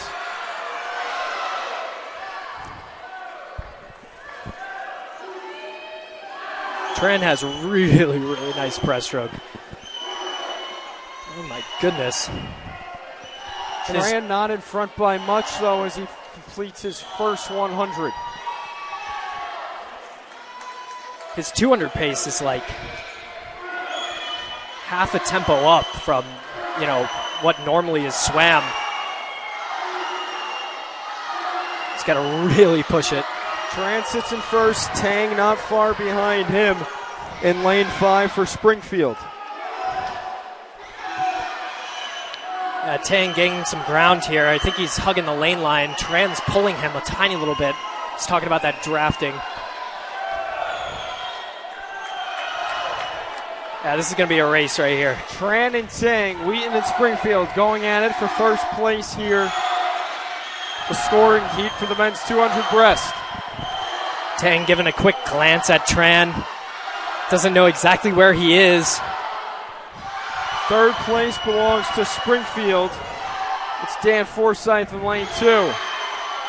Tran needs to hold off Tang. Coming down the wire. Oh, he needs to increase the tempo here. It's going to be really close. Tang making up some ground. Going to come down to the touch. And holding him off, Andrew Tran. First place in the win in the men's 200 breast. Time of 2:16.36. Not far behind him was Tang. Next to him in lane 5. 2:16.77. Second place. Third place. He's going to go to lane 2, I should say. Dan Forsythe of Springfield. So a Wheaton win there for Tran, but Springfield gets a little bit of points, taking second and third. Super solid time as well, 2:16. I think that was my best time, like championship meet. So to do that at a dual meet is really impressive. Great stuff there from Tran. He's really talented and going to have a really good career here in Norton. He's out of Milton, Mass, so said earlier he's one of the local guys. Yeah, and like I said, I brought my fellow club swimmer who I shouted out last week, Coleman Comashane. We were talking about Andrew and how he could have swam on a team that we swam against because his name sounded super familiar to both of us. So small world. Small world indeed, and now the women are off in the 500 free. Both women's and men's, the last longer events of the day. Right now for the women in the pool, we'll have 2 heats. In heat 1, it's Taylor Kutu, Olivia Foley, Vivian Van Hollen,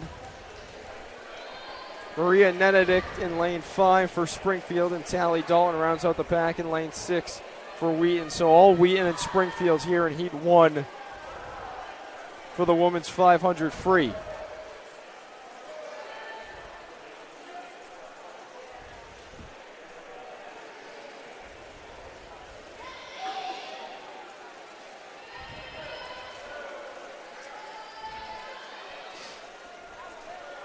Neck and neck for first place. As they touch the wall off to our right. It's Dalton for Wheaton in lane 6 and her teammate Van Holland in lane 4. Both first years on this Wheaton squad. I didn't realize this was heat 1 of 2. So buckle up, you got a lot of 500 coming ahead. And 2 heats of the guys, too.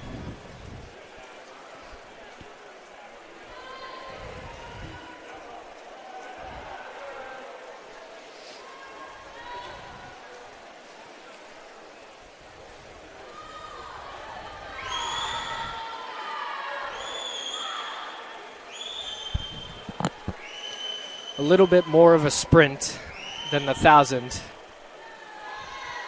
If you talk to the right person, that's what they would say.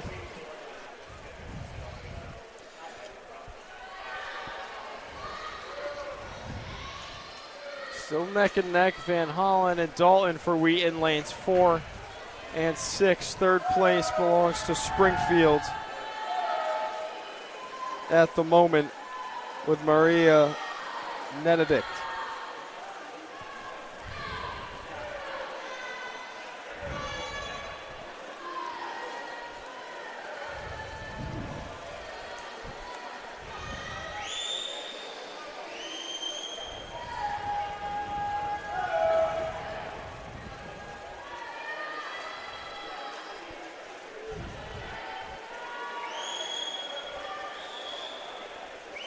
Right now it's Van Hollen in lane 4. Still with a slight lead.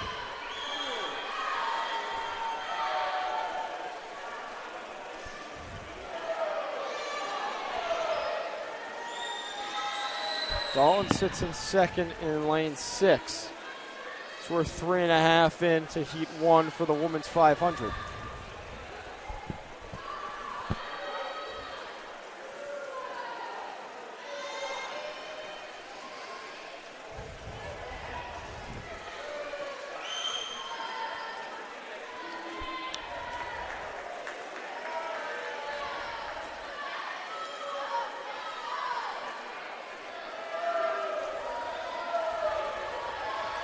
Still the same positions. Van Hollen, first place, lane 4.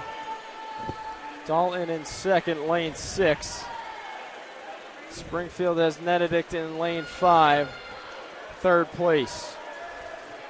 And Wheaton in fourth down here in lane 2 with Taylor Kutu.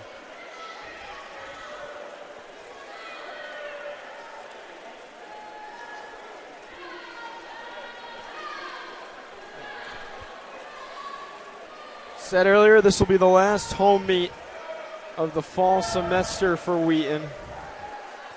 They'll have one more big meet coming up, and it'll be at the Maine Collegiate Invitational the first weekend of December up at Colby College, and that's going to be an invitational where both men and women can make a lot of noise in New England. For sure, yeah, and this is the first time that they're going up there, swimming against NESCAC schools, obviously better competition. Especially for the women. So it's going to be really exciting to go up there and watch them swim.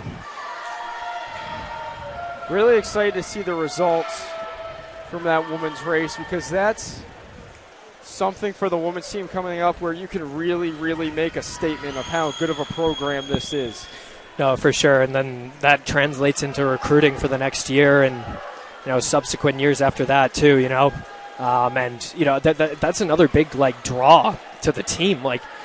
If your team's going to the main meet, if you're not even a main team going to the main meet, swimming against NESCAC schools, really fast schools, then it's a very big draw to the team in my eyes. Bell rang not that long ago. We actually wrapped up while we were discussing there. Those same positions held, so no surprise. Vivian Van Hollen with the win in Heat 1 in lane 4. 5:28.99. Second place goes to her teammate Sally Dalton in lane 6. Third place, Maria Benedict in lane 5.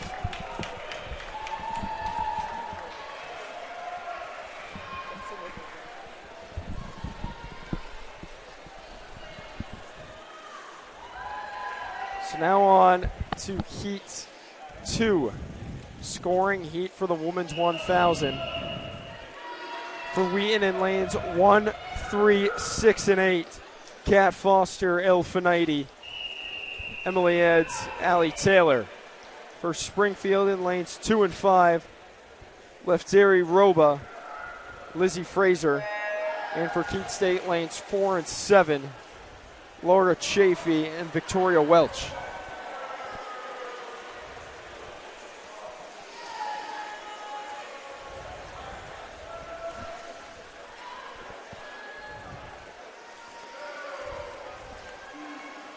Going back to what we were just talking about with this women's program, when these national rankings start coming out, it should be within a few weeks. Yeah. I believe they usually just let teams kind of get a lot of meats under their belt to see what's going on.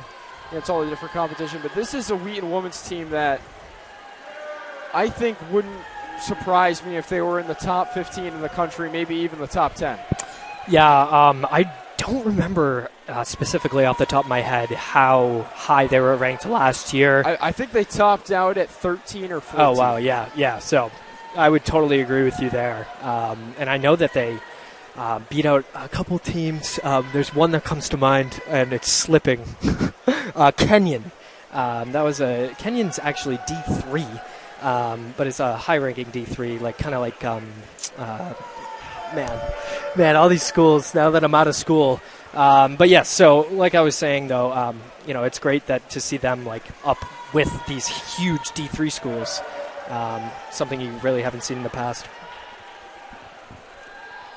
A new era, you could say, for Wheaton men's and women's swimming. We're living in it, and it's on the horizon.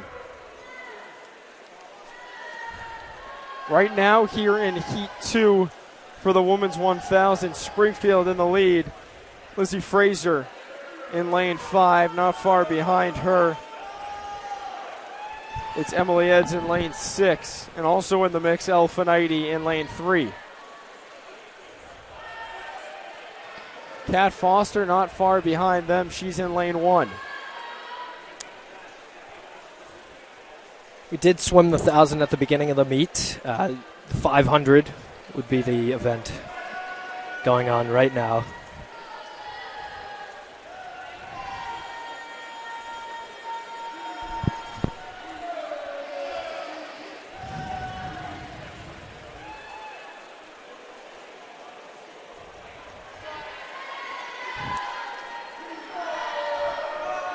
Like Ed's made up a little bit of ground there on Fraser. Yeah, she's picking up her tempo a tiny little bit. Fraser still holding on to first place, but just barely in lane 5. Oh, it's making it really easy for Eds right now. Just move it over to the left side. Eds can catch that draft. She's hanging on to the right side of the lane line.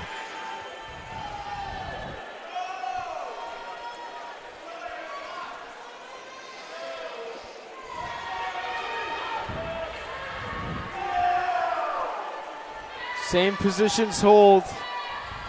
Fraser of Springfield, lane 5, still in first. Ed's about 3/4 of a length behind her. Right on her side in lane 6, third place belongs to Fanaiti in lane 3. And Kat Foster in fourth place for Wheaton.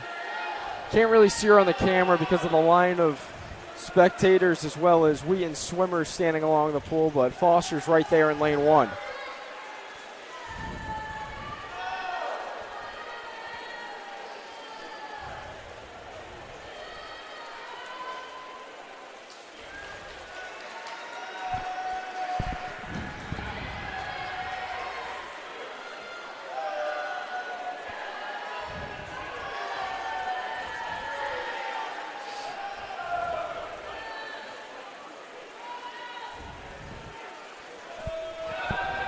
Ed's really trying to put in the work here.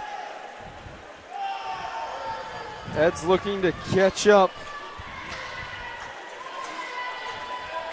to Fraser of Springfield, who's currently in first place in lane 5. Yeah, if you can notice, Fraser's zigzagging a tiny little bit in the lane. She would be, I would say 3 body lengths ahead of Ed's right now if she wasn't moving like that in the lane. Like, she'll go over to the left side and then she'll go over to the right side while she's swimming mid-pool, and that's, very inefficient in the sense where you have to go in a straight line instead. As they say, the fastest place to A and B is a straight line. Exactly. So yeah, exactly. Yeah. Fraser hurting herself a little bit. Last lap now, Ed's is going to need a kick to catch her. She is. She's really trying to sprint this last 50. Needs all to she use has. This wall. It's Looks close. Like she got a decent kick off of it, Ed's. Oh, it's close. Needs a push, inching.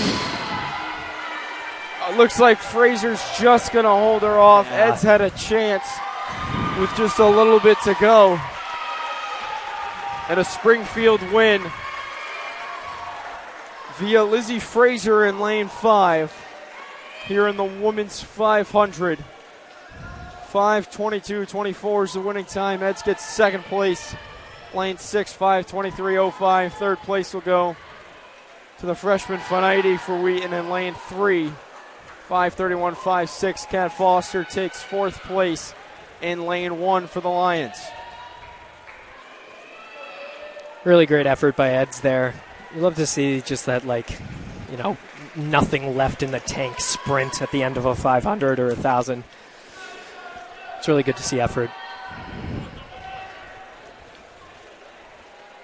Rest of the pack wraps things up. So Springfield with the win.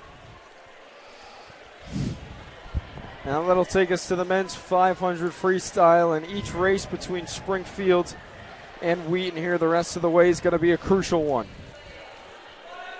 2 heats yet again, just like the women. Damian Gilrine in lane 2 for Springfield. Caden Gilbert, lane 3 for Wheaton. Samuel Gallipo in lane 4 for Keene State. Springfield has Evan Coffer in lane 5. Minichiello, lane 6 for Wheaton, and his fellow first-year Chappell in lane 7.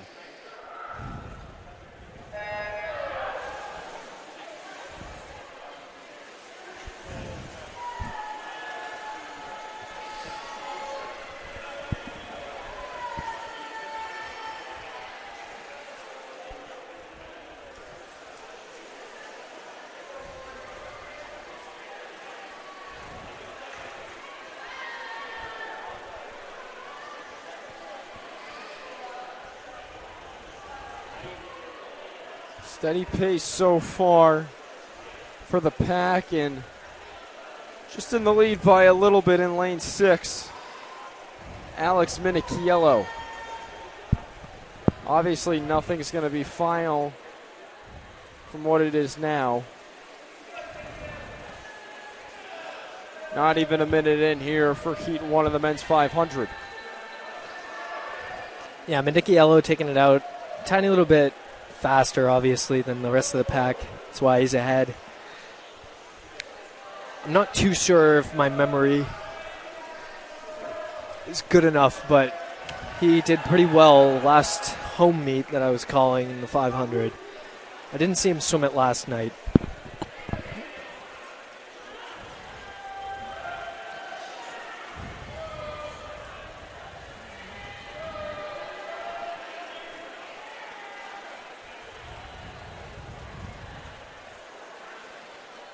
Minichiello still coasting his way into first place at the moment in lane 6.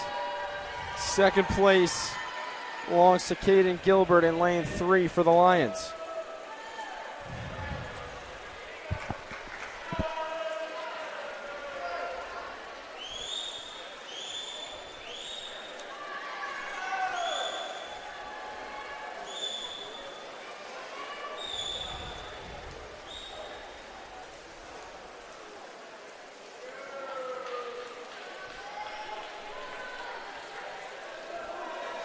It's very, very rare to attend in a meet, let alone swim in it, with 2 heats of the 500.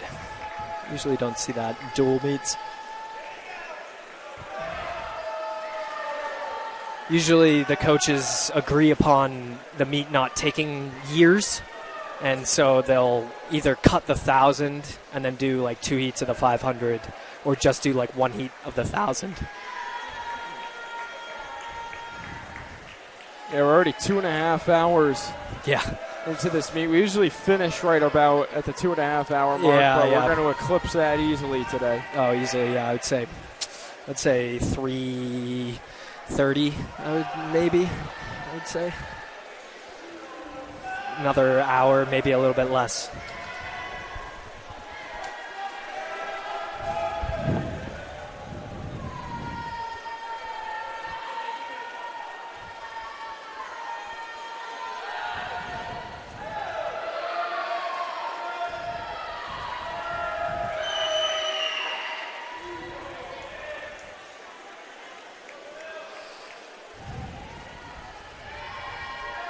Minichiello still swimming strong in lane 6.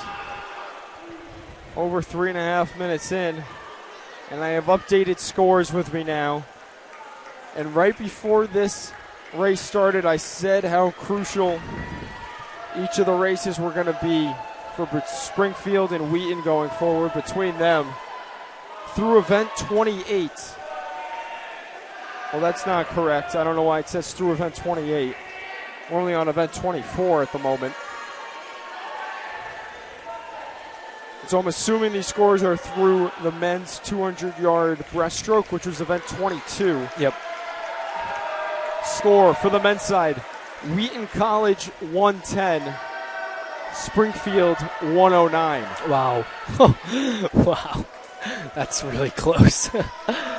Lions also lead Keene State 173-32, and Springfield all over Keene State 176-37. On the women's side, Wheaton 145, Springfield 60. They're even higher over Keene State 164-41. Wow. Springfield over Keene State 136-66 on the women's end. Final lap here in Heat 1 for the men's 500, and Alex Minichiello will go start to finish and take the win. What a swim by Minichiello, the freshman out of New Hampshire, has a winning time of 5:10.73. No one was around him for that last half of the race. Yeah. Second place goes to lane 7. Right next to him is Buddy Will Chappell. 5:18.20. And third place in lane 3, Caden Gilbert of the Lions. So a 1-2-3 sweep for Wheaton in Heat 1 of the men's 500. Yeah, this men's score it might come down to the last relay. Don't quote me on it, but it happens like that a lot. If that is the result, coming down to that last relay, I mean, this place might get the roof blown off of it. I think so too. That is the most hype relay of the whole meet. Now on to Heat 2, and this one is going to be a big race between Springfield and Wheaton. Lane 2 for Springfield, Ryan Goolsby. Lane 3 for Wheaton, Sean Hill. In lane 4 for Keene State, Aiden Ernezis. In lane 5 for Springfield, McMillan. Lane 7 for Wheaton, Garno, and Kimmel rounds out the pack. In lane 7 for Keene State.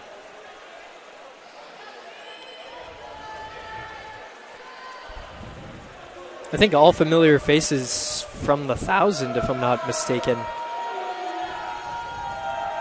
Yeah, it would make sense. Another distance race. Put your same swimmers out there. They got a good break. Oh, for sure. Yeah. I think the only person that's not the same is Jordan from Springfield. I think that's McMillan in lane 5 for the Pride. Trying to put his team over the top against the Lions. Going into this event, they were trailing by 1 to Wheaton. And trying to keep it that way in lane 3. Sean Hill for Wheaton has the lead.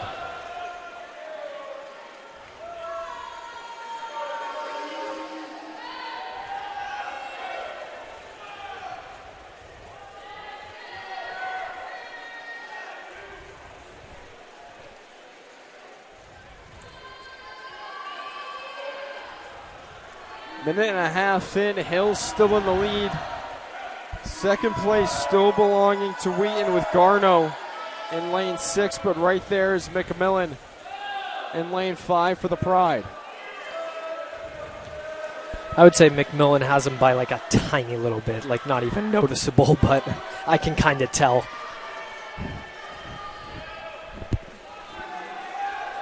Yeah, there you go. At the wall there you saw McMillan flip first. Got Sean there too on that one. You can see he's a little bit longer than Sean is right now. He'll flip first.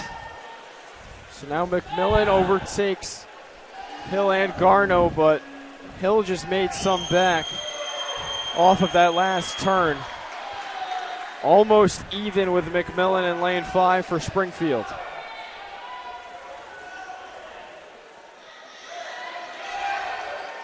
Yeah, Sean's got to get his tempo up a little bit. Got to get that gallop stroke in action.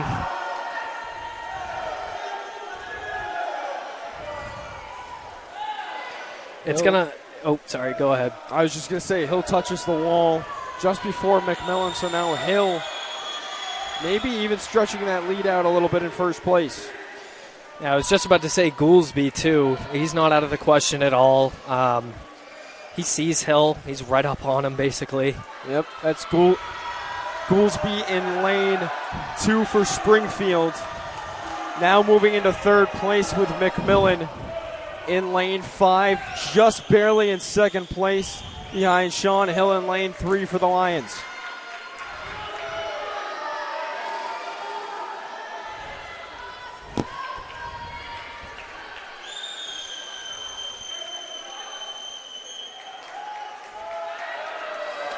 Hill's got to really pick it up here. He got off the lane line, which is good. Step 1, but step 2's got to get those arms a little bit faster if he wants to gain anything on McMillan. There we go. There's one little tiny little advantage. 4 minutes in, and this race is a tight one.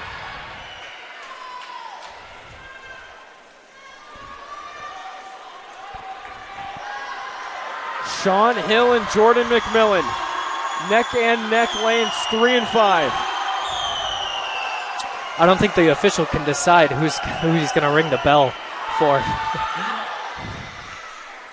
It's definitely Sean now. If I was him, that's who I would. Oh, maybe not. Oh, he's going over. He's going over. Look at this. Things are going to get real exciting down the stretch. And Goolsby, too. He's right at Sean. Goolsby's arm speed's definitely faster than Sean's. McMillan has this in the bag, though. That kick, that is a game over. That's game over right there. He's saved up for the last 50. Wow. McMillan really coming up in the clutch, and this race for second place is going to be big. Wheaton needs to hold on to those points. Goolsby just past Hill. So Springfield's going to take first, more than likely after this one. Second. First and second. Wow. In the men's 500, wow. That was huge for Goolsby, huge for Springfield and the point system there, too. I mean, that's a crushing one for the Lions. Yeah, definitely. I mean, you want... I mean, if your other opponent's getting first, you want your team getting second, third. So, I mean, to get first, second, and then over third is, that's obviously not good. So that's big-time points for the Pride, first and second. I mean, McMillan was in that race the whole time, but the unsung hero might go to Ryan Goolsby. Yeah, seriously. Who came away and took second place in lane 2. Wow. Yeah, Goolsby also saved up for the last 50, and he literally sprinted it. So Sean Hill gave it his all. I mean, there's really nothing you can do about that. So McMillan gets first place at 4:56.31. The Springfield Pride are back out in first place. Going to get updated points sometime soon, but now we'll move on to the women's 100 butterfly heat 1. We'll have Alexa Larry of Wheaton in lane 1, Catherine Wade in lane 2, Anna Curry for Wheaton in lane 3, Olivia Bulris lane 4 for Keene State. Springfield has Erin Kelleher in lane 5, Wheaton in lane 6 and 7, Lily Watson, Allie McHenrick, and Rory Lee of Keene State in lane 7. I feel like it's been a while since we've seen a full heat, like with all 8 lanes filled. Yeah, we really haven't seen much of that today. It's usually been 2 through 7, or even at times we had a heat where it's just 2 swimmers. Right, yeah, no, and I think, if I'm not mistaken, I think the reason is because there are 3 teams. It would be weird, like, filling, like, the first heat and then having 2 swimmers on the second heat. So, like, they want to make it even so there's more competition. Down to the last 50 here, heat 1 of the women's 100 fly. Lily Watson out to the lead. She's a junior out of Waterford, Connecticut. It's going to be a close one in second Yeah. place between Kelleher of Springfield in lane 5 and Curry in lane 3. Going to come down to the touch. Curry. And Anna Curry. Yeah, that was it. Yeah. Wow. Wheaton women take first and second. Yeah, that was an example of going short versus going long right there. Anna Curry taking that. Big time win for the Wheaton woman in Heat 1 for the women's 100 fly. Lily Watson in lane 6 for the win. Anna Curry, second place in lane 3. Springfield takes third in lane 5 with Aaron Kelleher. Now on to Heat 2. Emma Savoy for Springfield in lane 2. Garrett Stone, lane 3 for Wheaton. Jalen Jane, lane 4. Charlemagne in lane 5 for Springfield. Katie Walls, arguably the favorite, in lane 6 for Wheaton. And Noyes in lane 7 for Keene State.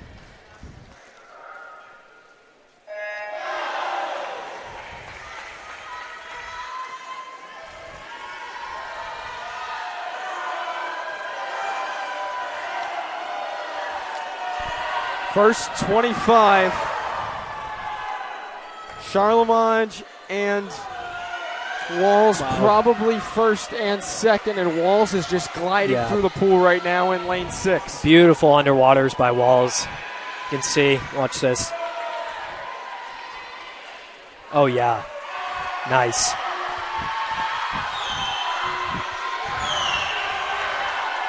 Katie Walls pulling away something that comes out of my mouth a lot.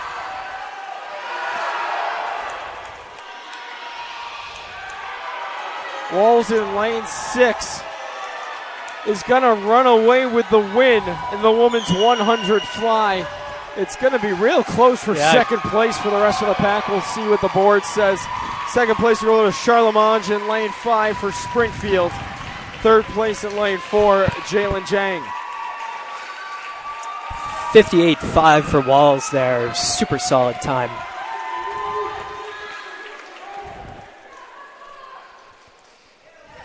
Another Katie Walls win, her third of the day. We'll probably see her in one of the relays to end the day. Most likely, I would say so. Winning time for Walls, only swimmer to go under a minute in that one at 58 seconds with 53 tenths. Now on to the men's 100 fly.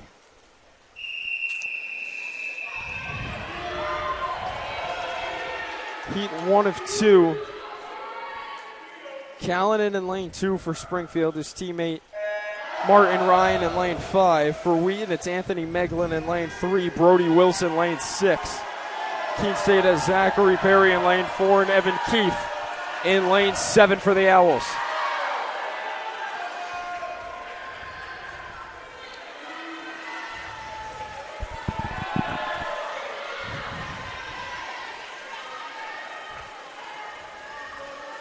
First 50 down onto the last 50. Right now it's Brody Wilson in lane 6, but right there Anthony Meglin in lane 3. I say this all the time, but I really enjoy watching Tony swim butterfly. Anthony Meglin, call him Tony. He has one of the most beautiful flies I've ever seen. Just for a guy his size, it's just so impressive to me. Nice. There's Tony. Heck yeah. Lane 3 win for Meglin. 56.53. Second place goes to the freshman for the Lions, Brody Wilson, in lane 6. Third place, Springfield's Martin Ryan.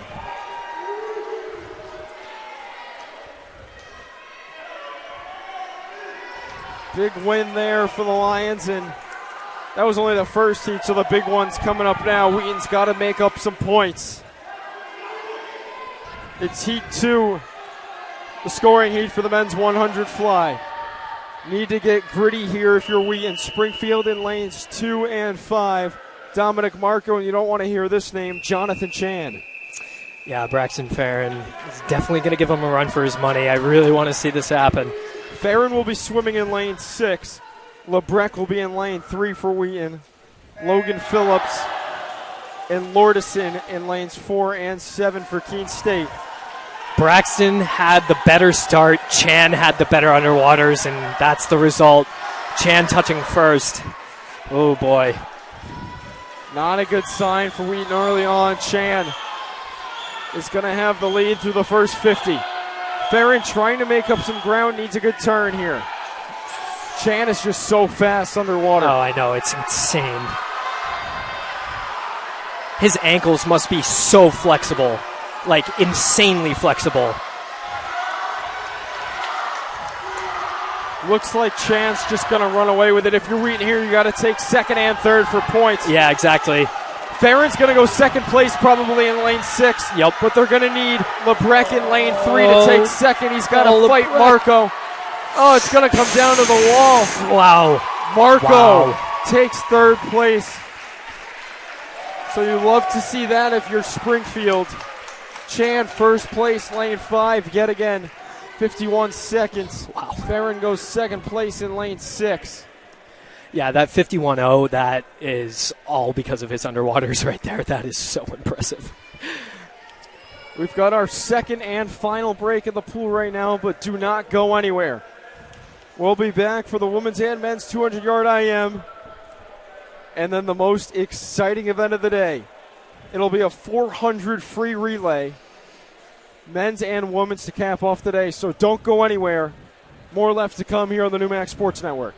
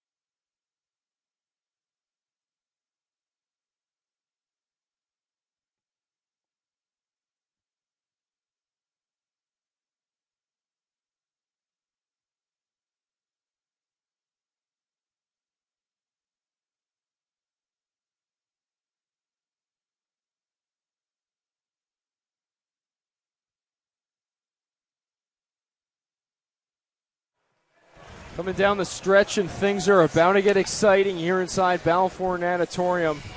About to wrap up a tri-meet between Springfield and Keene State, coming into Norton to square off against Wheaton College. Just the women's and men's IM, then 400 relays to come. Updated scores up to this minute. Last time we checked in, Wheaton was leading Springfield by 1, but things have changed. Springfield 134, Wheaton 123. Wheaton leading Keene State 205-38, and Springfield over Keene State 207-44.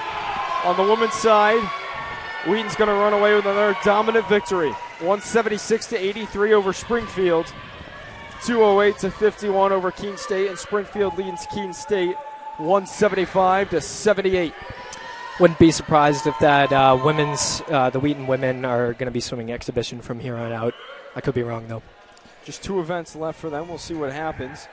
But now for the women's 200-yard IM. 2 heats once again, as there have been for most of the day. Full stack of swimmers, lanes 1 through 8 here in Heat 1. For Wheaton in lanes 1, 3, 6, and 8. Megan Simone, Karis Mann, Meg Dickinson, and Anna Curry.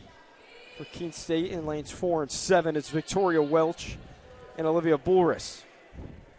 And for Springfield in lanes 2 and 5, Madeline Semeko and Maria Nenedict.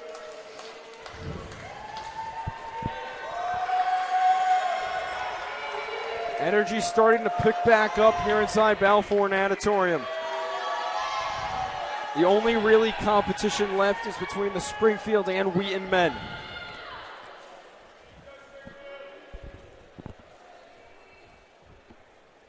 Springfield men looking for their first win of the year.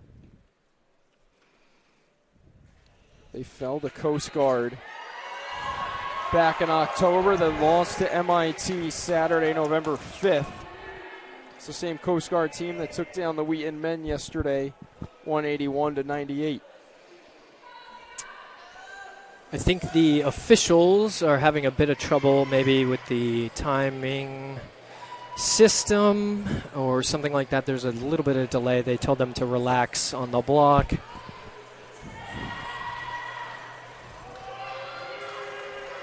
Looks like the Springfield coach is having a little discussion, but I don't even think that's about anything, but you don't really see that swimming. The Wheaton men need to make up 11 points over Springfield. Last time we checked in, I said earlier they had a 1-point lead, now trailing by 11. They have 2 events left to do so. Not saying it'll be easy, but it's also not going to be impossible. Basically all teams on their feet at this point. Last 2 events of the meet.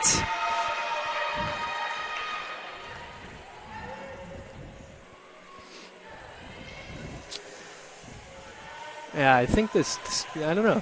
There might be a little bit of a discussion happening with the Springfield head coach and one of the officials here. Could be a disagreement. I have no idea.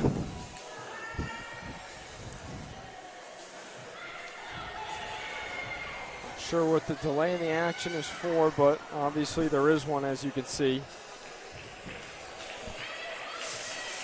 And looks like we'll be underway. Both coaches walking away from the official. I have no idea what's going on.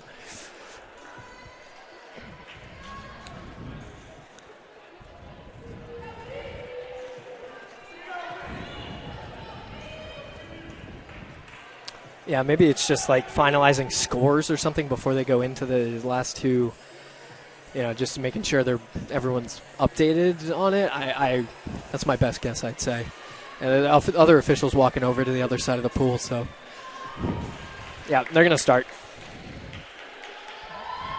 The music stops and we're ready to go. Heat 1 for the women's 200-yard IM.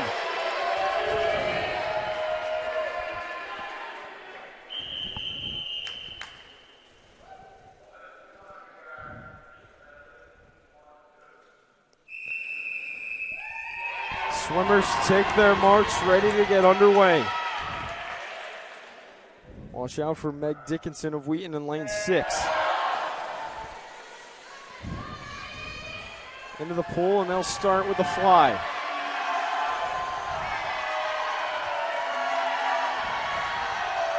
Through the first 25, it looks like getting to the wall first was Anna Curry in lane 8. Yeah, she's a tiny little bit in front of the pack.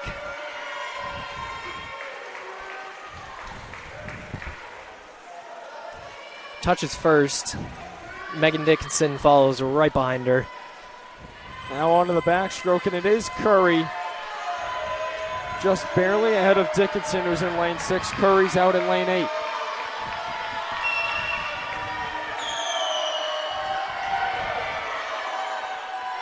Curry's still in the lead. Dickinson hovering around for second place as well. And in the mix, both swimmers for Springfield.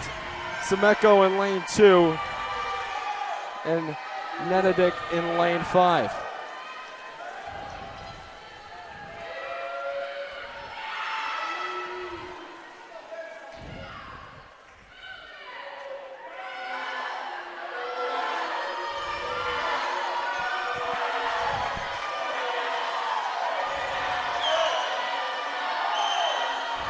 Now Meg Dickinson moves into first on the breaststroke.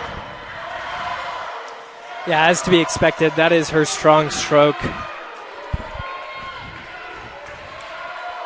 Usually, breaststrokers shine in the 2IM just because a lot of the field can't swim it as fast as some breaststrokers can. So some strategy, moving forward could be, putting, if you need points in the 2IM, putting a breaststroker in the 2IM just to get those points. Dickinson onto the freestyle and onto her last 25. Meg Dickinson's gonna run away with it. This is why she was the favorite going in. The junior out of North Kingstown, Rhode Island. So it's gonna be Dickinson first to the wall. Winning time in the 200 RIM here in Heat 1, 2:19.88.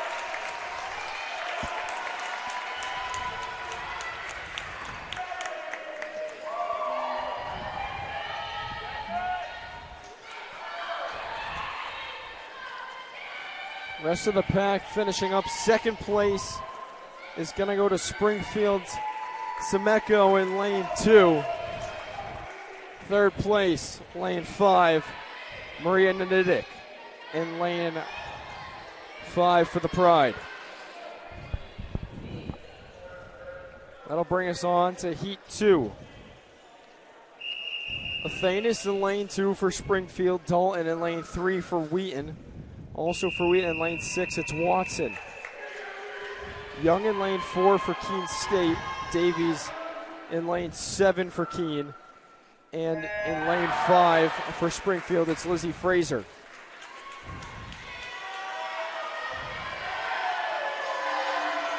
Watson in lane 6 trying to wrap up what's been a fantastic day.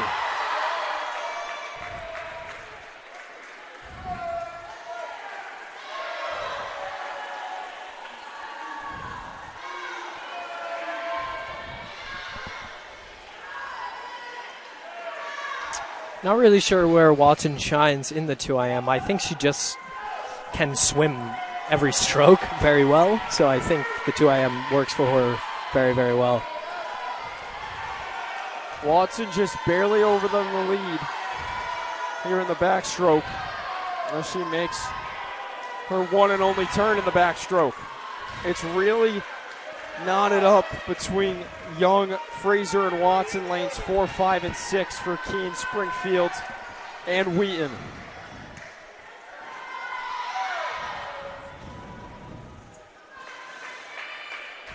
Now onto the breaststroke.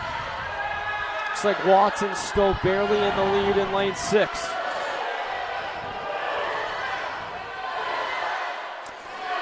Looks like Fraser's strong suit is not breaststroke.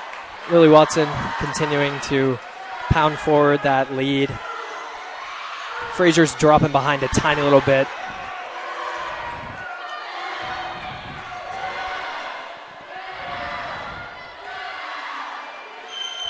Gonna come on to the freestyle in just a second. It will come down to the free. Watson's still in the lead. Watson's really got to push it. Wants to hold off. Oh, boy. Got a little Wow, lane 4. Keely Young. Here comes Kylie Young. Young moves into first place. Yeah, she has the better freestyle for sure. There goes Young, and here comes a Keene State win. Wow. Late in the action, Kylie Young, comeback win in the women's 200 IM. The winning time for Young in lane 4 is 2:14.41. Watson takes second in lane 6. Third place is going to go to lane 5 and Fraser.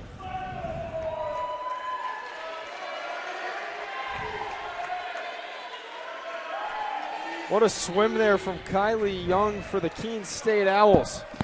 Yeah, really digging deep there when it hurts the most.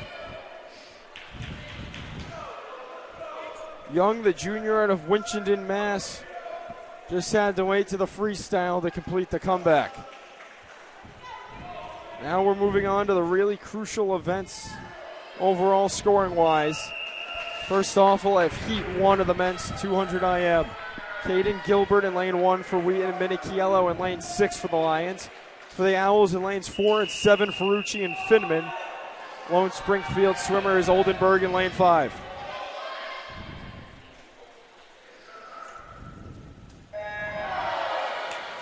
Horn sounds as they're into the pool.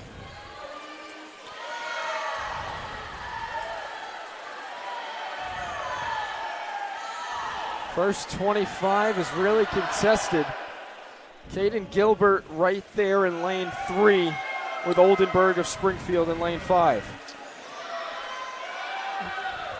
Yeah, someone that's not on the heat sheet, Noah Kaplan, will be in lane 2 right now. I don't know why he's not there. I said Gilbert just because he's the lowest number listed as lane 3, but there is a lane 2 swimmer, so it could be exhibition, just because this heat doesn't count. Barrett could have just thrown Noah in at the last second.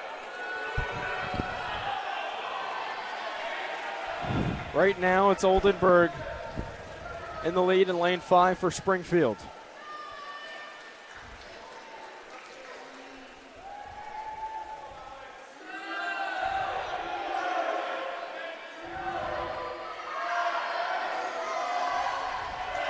Oldenburg onto the breaststroke and still out to a big lead. Kaplan in lane 2 sits in second, and in lane 6 for the Lions, it's Minichiello.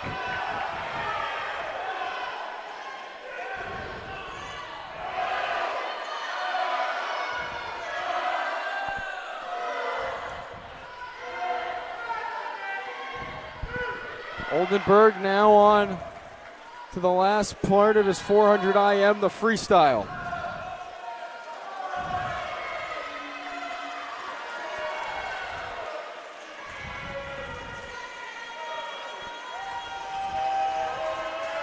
Oldenburg's going to run away with it and take first place, but luckily for the Lions, since this is Heat 1, it's not the scoring heat.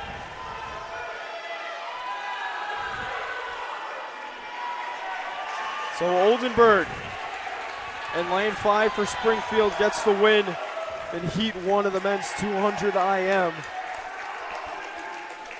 That'll now take us to Heat 2, and boy, this is a crucial one. Yeah, I was just about to say, this probably makes or breaks the meet for the men.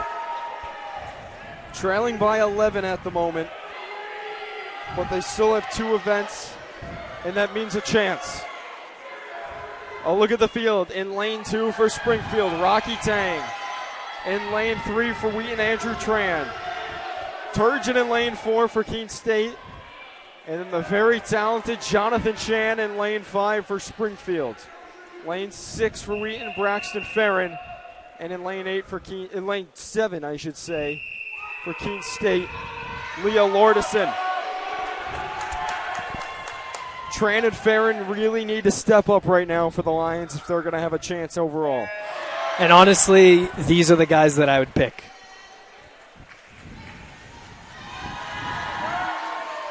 Not a good sign early on. That's Chan out to the lead to the first 25 in the fly. Yeah, you got to watch out for the weapon Chan has, which is his underwaters. The breaststroke leg is going to be really interesting to see, though. I wonder if he can swim it. I haven't seen him swim it yet. I mean, both James and Jonathan Chan could say are just the difference in this 11-point margin between Wheaton and Springfield right now. No, for sure. I would agree. They are definitely contributing to most, if not all, of the points that Springfield has gotten this meet. No, this is really important, though. This is where Andrew Tran really, really shines. So let's see if he can get something going in the breaststroke here. Tran is in lane 3, needs to make up some ground on Chan in lane 5. He has the tempo to do it right now. Let me tell you that. Onto the breaststroke. He has the tempo to do it. Let's see this wall. Look. Needs a good push. He's got to make up some ground. I think he's making it up a little bit. He is. No, definitely, for sure. It's going to come down to the freestyle, but Chan is going to absolutely fly, I should say. Yeah. Tran is going to have to keep up with him, needs a good turn. Yeah, Tran has to fly right here. Tran had a good turn, needs some momentum. Chan looks a tiny little bit tired. Chan looks tired. Chan in lane 5. He's going to try to hold on. It's going to be a big closing here for point-wise. Here comes Tran. No, Chan looks tired. Tran with a chance down the stretch. Oh, but Chan. Oh, man. That wow. is so close. What an effort. Jonathan Chan. What an effort.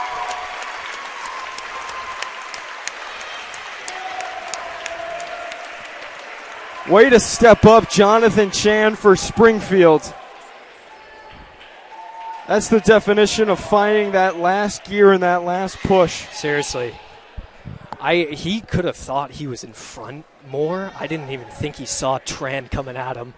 I don't even think, Chan realized that Tran got so much distance in the breaststroke. So, that would have been something if Tran pulled that off. It looked like it for a second. If that was the 4 a.m., that would have been Tran's.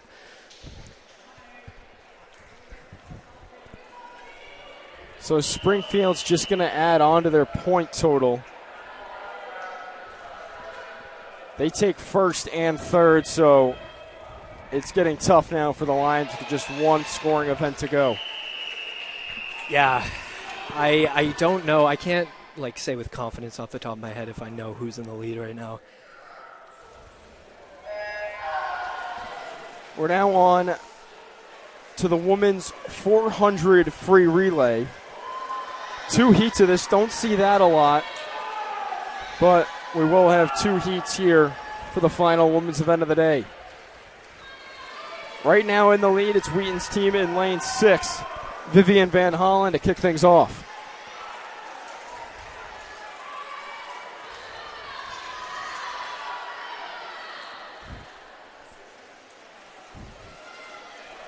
Yeah, another anomaly to this meet that I haven't really seen before is 2 heats of the 400 free relay at the end of an event, at the end of a meet.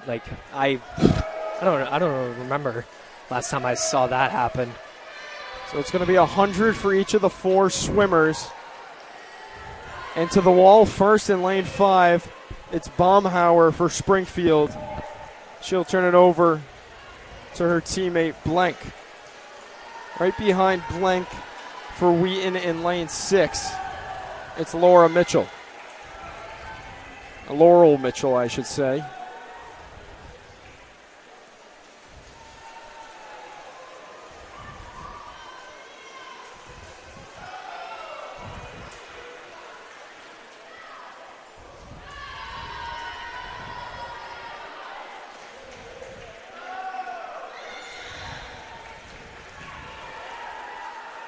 Still sitting in first place for Springfield in lane 5, Carolyn Blank. Trailed closely in lane 6 by El Fanaiti for Wheaton.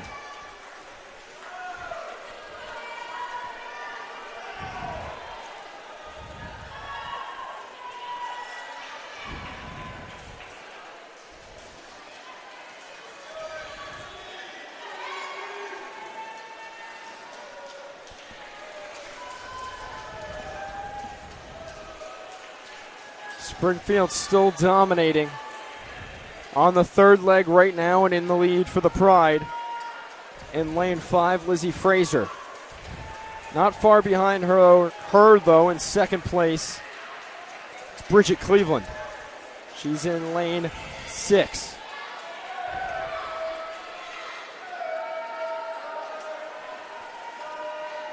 Oh, I misspoke. I was just looking at Heat 2 when I read that. That's Laura Molesworth. Yeah. In lane I was like, 6 am I for looking at the Lions. right thing? So now first place for Springfield, that's Maria Nadatic. And now on to the anchor for the Pride, it's Athanas. Athanas for Springfield in first place, lane 5. Trailed by Wheaton's anchor in lane 6, Taylor Kutu. Kutu, the senior out of Providence, Rhode Island. Attended the Moses Brown School. She's got to really get her arm speed up here if she wants to try. Looks like Athanas is punching her ticket. Athanas still with the lead. She's in lane 5.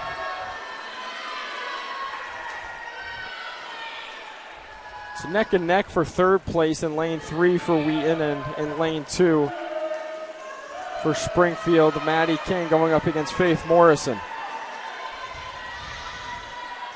Down the stretch, and it's going to be Athanas to the wall first. So Springfield with a win here in the women's 400 free relay. That's just Heat 1, though. Still the scoring heat to come. Wheaton takes second place. Along with third place is Maddie King. Just beats Faith Morrison to the wall, so Wheaton goes second and third. Springfield in lane 5 takes first place.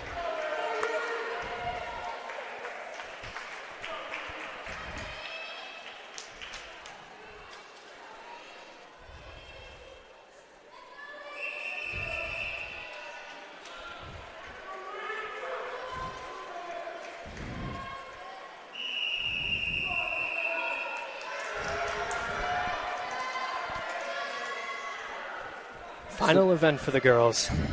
Heat 2 of 2. This will end it for the women's side. Wheaton in lane 1, Springfield lane 2. Wheaton in 3 and 6. Keene State 4 and 7, and Springfield in lane 5. Oh boy. These officials are very confused today.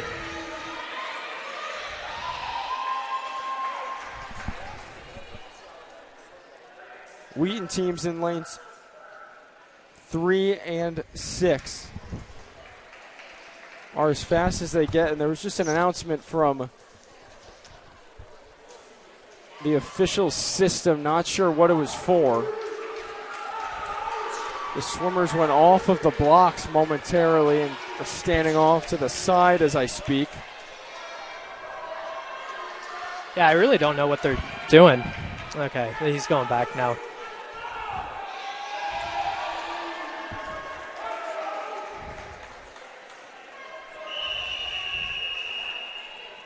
Whistle blows, and now they'll take their marks. Event 31, the women's 400 free relay, the last event on the women's side today.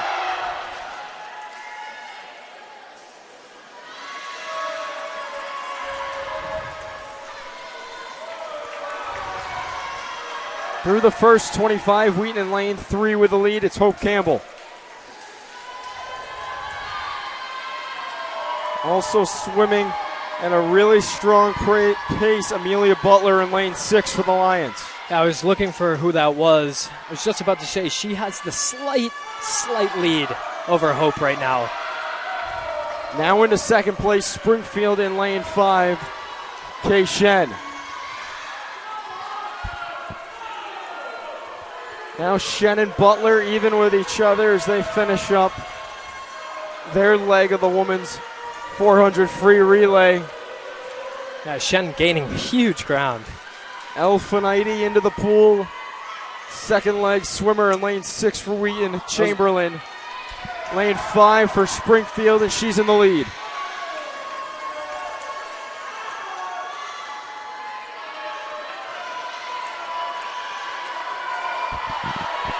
Finite making up some ground on Chamberlain as they have 50 to go in their leg of the relay. Yeah, Finite gaining some ground here, like I'd say half a body length here at this wall. She can hit it. Wheaton has third place right now in lane 3. That's Emily Eds.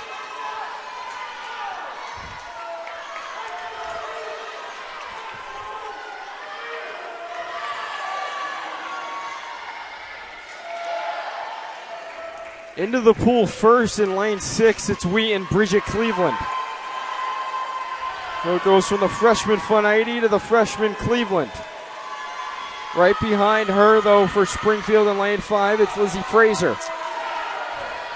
This is super important for Bridget to keep the lead on this third leg.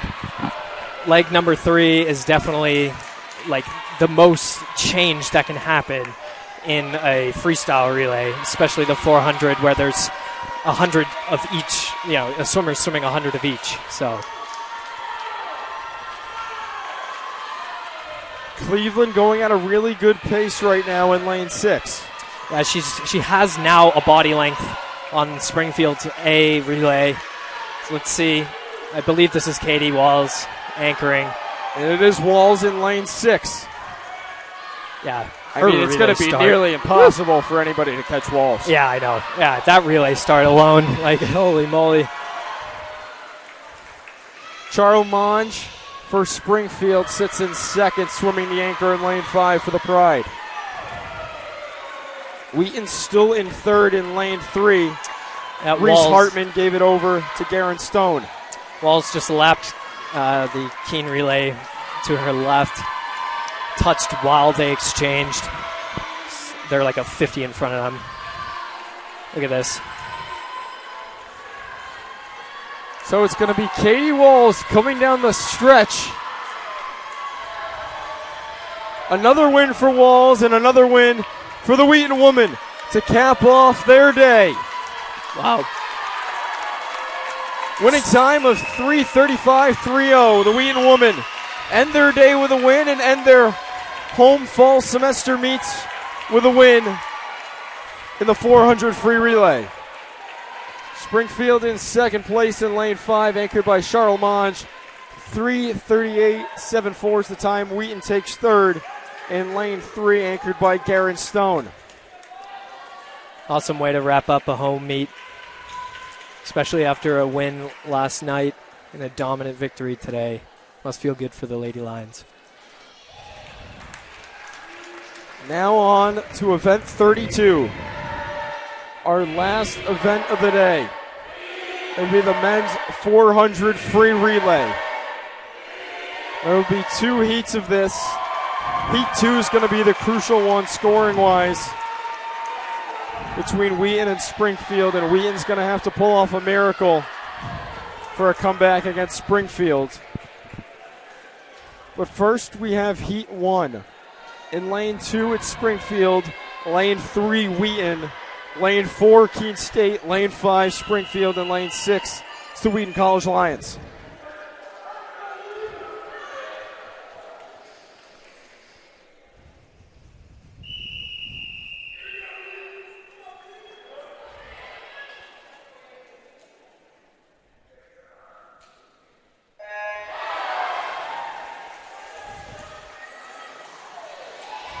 Men are into the pool and underway here in Heat 1 of the 400 free relay.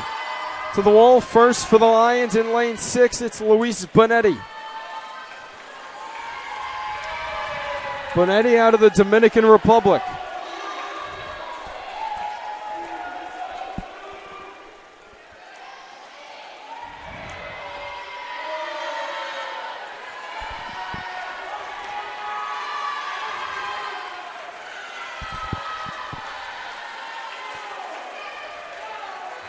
Bonetti still swimming strong. Second place in Springfield's Andrew Martin Ryan in lane 5. Turn it over to the second leg here. Aiden Carberry starts his 100 with a lead. Gil Ryan, 6 and second for Springfield in lane 5, and moving near second place for Wheaton in lane 3, it's Noah Kaplan. This must be pretty refreshing to Aiden. I know he swims grueling events usually during meets, like the 500, the 1,000, the 2 flies, so this must be very refreshing. The 100 free, can't get anything better than that. Still with the lead for the Lions. Carberry comes on to his last 50. He'll turn it over to Will Chappell.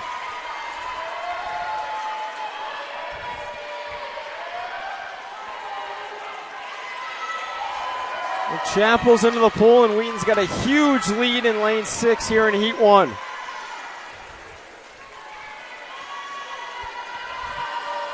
Chappell a little late on his relay start there, but doesn't really matter because significant lead here. And Wheaton's moved into second now as well. That's Liam Hill in lane 3. Springfield moving back to third in lane 5 with Coffer.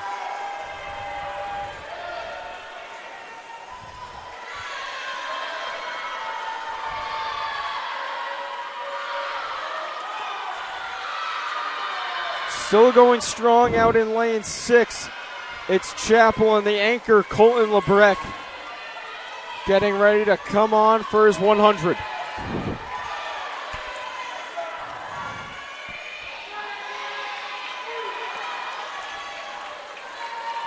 Tony Meglin, second in the water.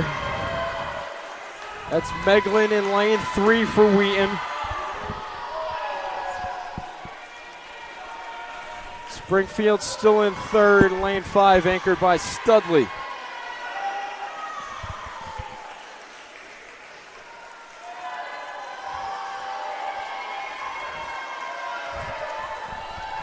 There goes Colin Lebrecq on his last 25, and it's going to be a Wheaton win in Heat 1 of the 400 free relay. And they'll probably go first and second, lane 3. Anchored by Meglin, as you said, Austin.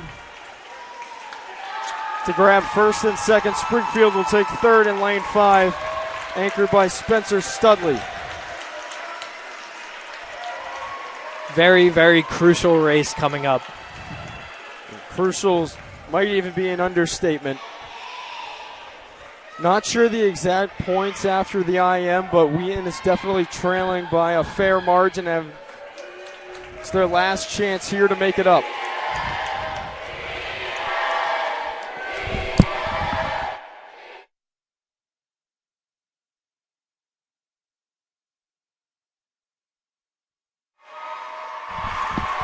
Crowd's really getting into it now as we have our last event of what's been the longest meet all year at Balfour Natatorium. We just hit the 3.5 hour mark, and everybody's ready to go. Deep breaths.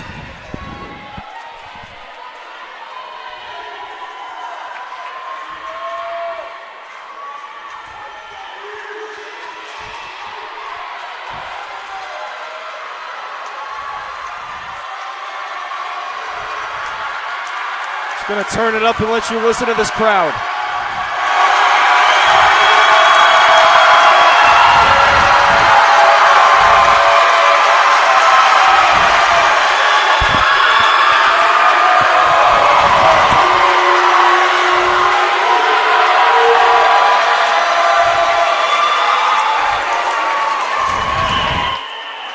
If that doesn't get you ready to go, I don't know which will. Last event, the men's 400 free relay. Wheaton needs to make up some points. Springfield in lane 2, Wheaton in lane 3. Keene State lane 4, Wheaton lane 5. Excuse me, that's going to be Springfield lane 5, Wheaton lane 6, Keene State lane 7. The favorite in this one might be Springfield in lane 5. That's James Chan to start it off. And his brother Jonathan Chan is going to anchor. You never know. You never know with the 400 free. Right now, through the first 50, Wheaton has the lead in lane 6. It's Sean Hill. Sean's got to really keep up here. It's really the only way that they're going to have a chance is if Sean really keeps up. Sean Hill needs to hold that pace on this last 50. It's going to be turned over to Brian Hickson. Hickson will go against Zongetti. I think this is a good matchup. I think Hickson has him here. Watch. So it was Zongetti into the pool first, but Hickson has a chance to make up some ground. Going to come to the wall on the near side. First 25 of 100 down. Look at the wall. Look at the wall. Hickson's right there with him. Look at this. Look at this. Watch this wall. It's going to get like half a body length in front of him now. Wow, look at Hickson go. He's out to the lead. There we go. Don't look now, but just looking ahead at the heat sheet, Anton Lopez is going to be this anchor in lane 6, but before Lopez, it'll be Cullinan. This kid needs to move right now. Cullinan needs to move. So now it's going to be Hickson handing it off to Cullinan. Cullinan into the pool along with McMillan in lane 5 for Springfield. McMillan had a nice relay exchange there. Cullinan just needs to have mid-pools at this point. Cullinan with about a half-length lead over McMillan. It's getting loud in here. Yep, look at that. Nice. That was a beautiful flag. Flag to turn. Head down, no breath. That's what you want to see. Wheaton currently sitting in third as well. In the pool in lane 3 for the Lions, it's Will Larson.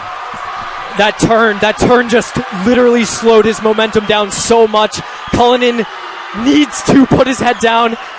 Anton Lopez has some work to do right here. Cullinan's going to get to the wall. Lopez has a big lead. Chan's going to try to catch him. Lopez needs to fly Here and comes never. Lopez, and Chan is absolutely cooking.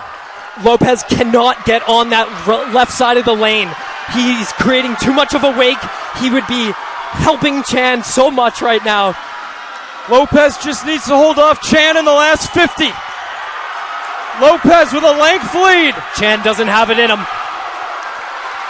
Chan's going to have to try to find it.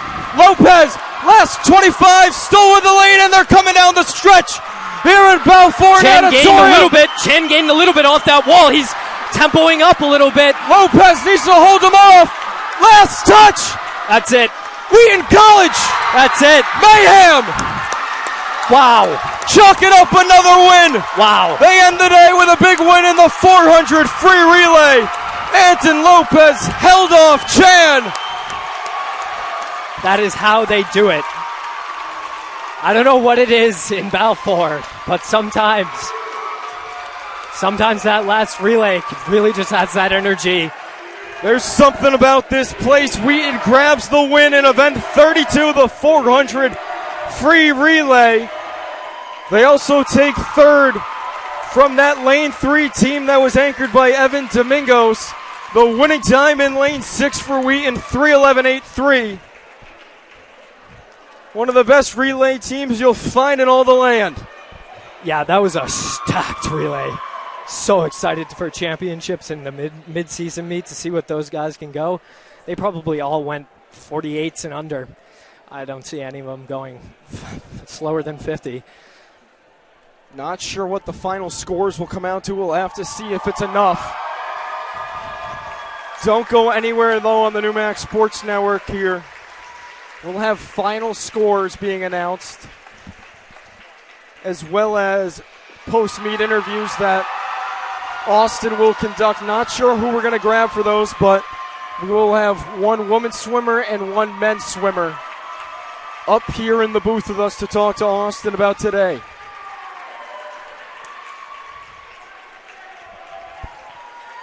So they'll announce the scores momentarily here. I'll have Austin take the headset off and listen into those,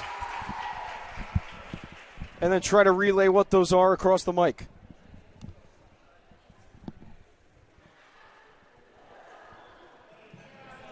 Final score of today's meet. Men, Springfield College 152, Wheaton College 141. Not sure if you could hear that, but it was Springfield just holding off Wheaton 152 to 141. Super solid effort. The Wheaton men take down Keene. What was that first? Was it a 200? Springfield College 238, Keene State College 40. Yeah, it would be 200, just because Springfield put up 200. So massive wins for Springfield and Wheaton on the men's side over Keene. Wheaton College 202, Springfield College 93. The Wheaton women done it again. 202 to 93 over Springfield. They stay undefeated. Wheaton College 232, Keene State College 63.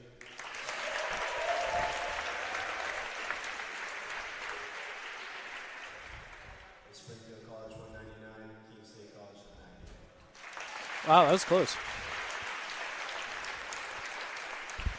So wins for both Springfield and the Wheaton women over Keene. The Wheaton men almost pulled it off. That would have been something if they did it on the point side. But don't go anywhere, though. Stay right here on the Numac Sports Network. Post-meet with Austin Halstead. He'll talk to two athletes up here. Don't go anywhere. This is the last you'll hear from me. Thanks for being with us. I'm Jackson Walsh.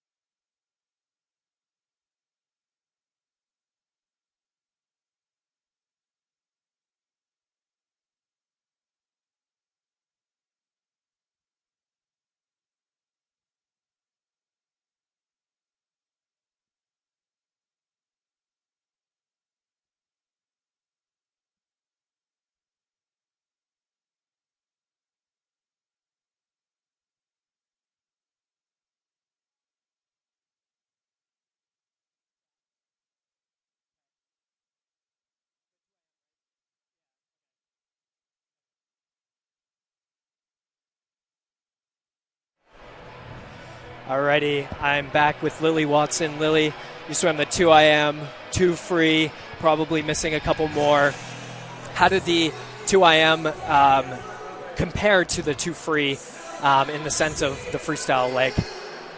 I feel like it can always be hard because it's, towards the end, but I think the key to kind of finishing off as strong as you can is your team and the environment and the people around you. So, of course, it's going to hurt more, but I had so much support that it was just a matter of, I got through it and, Yeah, awesome. Yeah, talk about support. I noticed that you didn't have your skeleton today. Where is he? He's on a vacation right now. Okay. He works really hard, 9 to 5. It's just so hard being a celebrity like him. I can only imagine, but... Well, awesome. Well, thank you so much for being here, and I hope you have a great rest of your season, and good luck at the main meet. Yeah, no worries. Thank you. Yeah, thank you.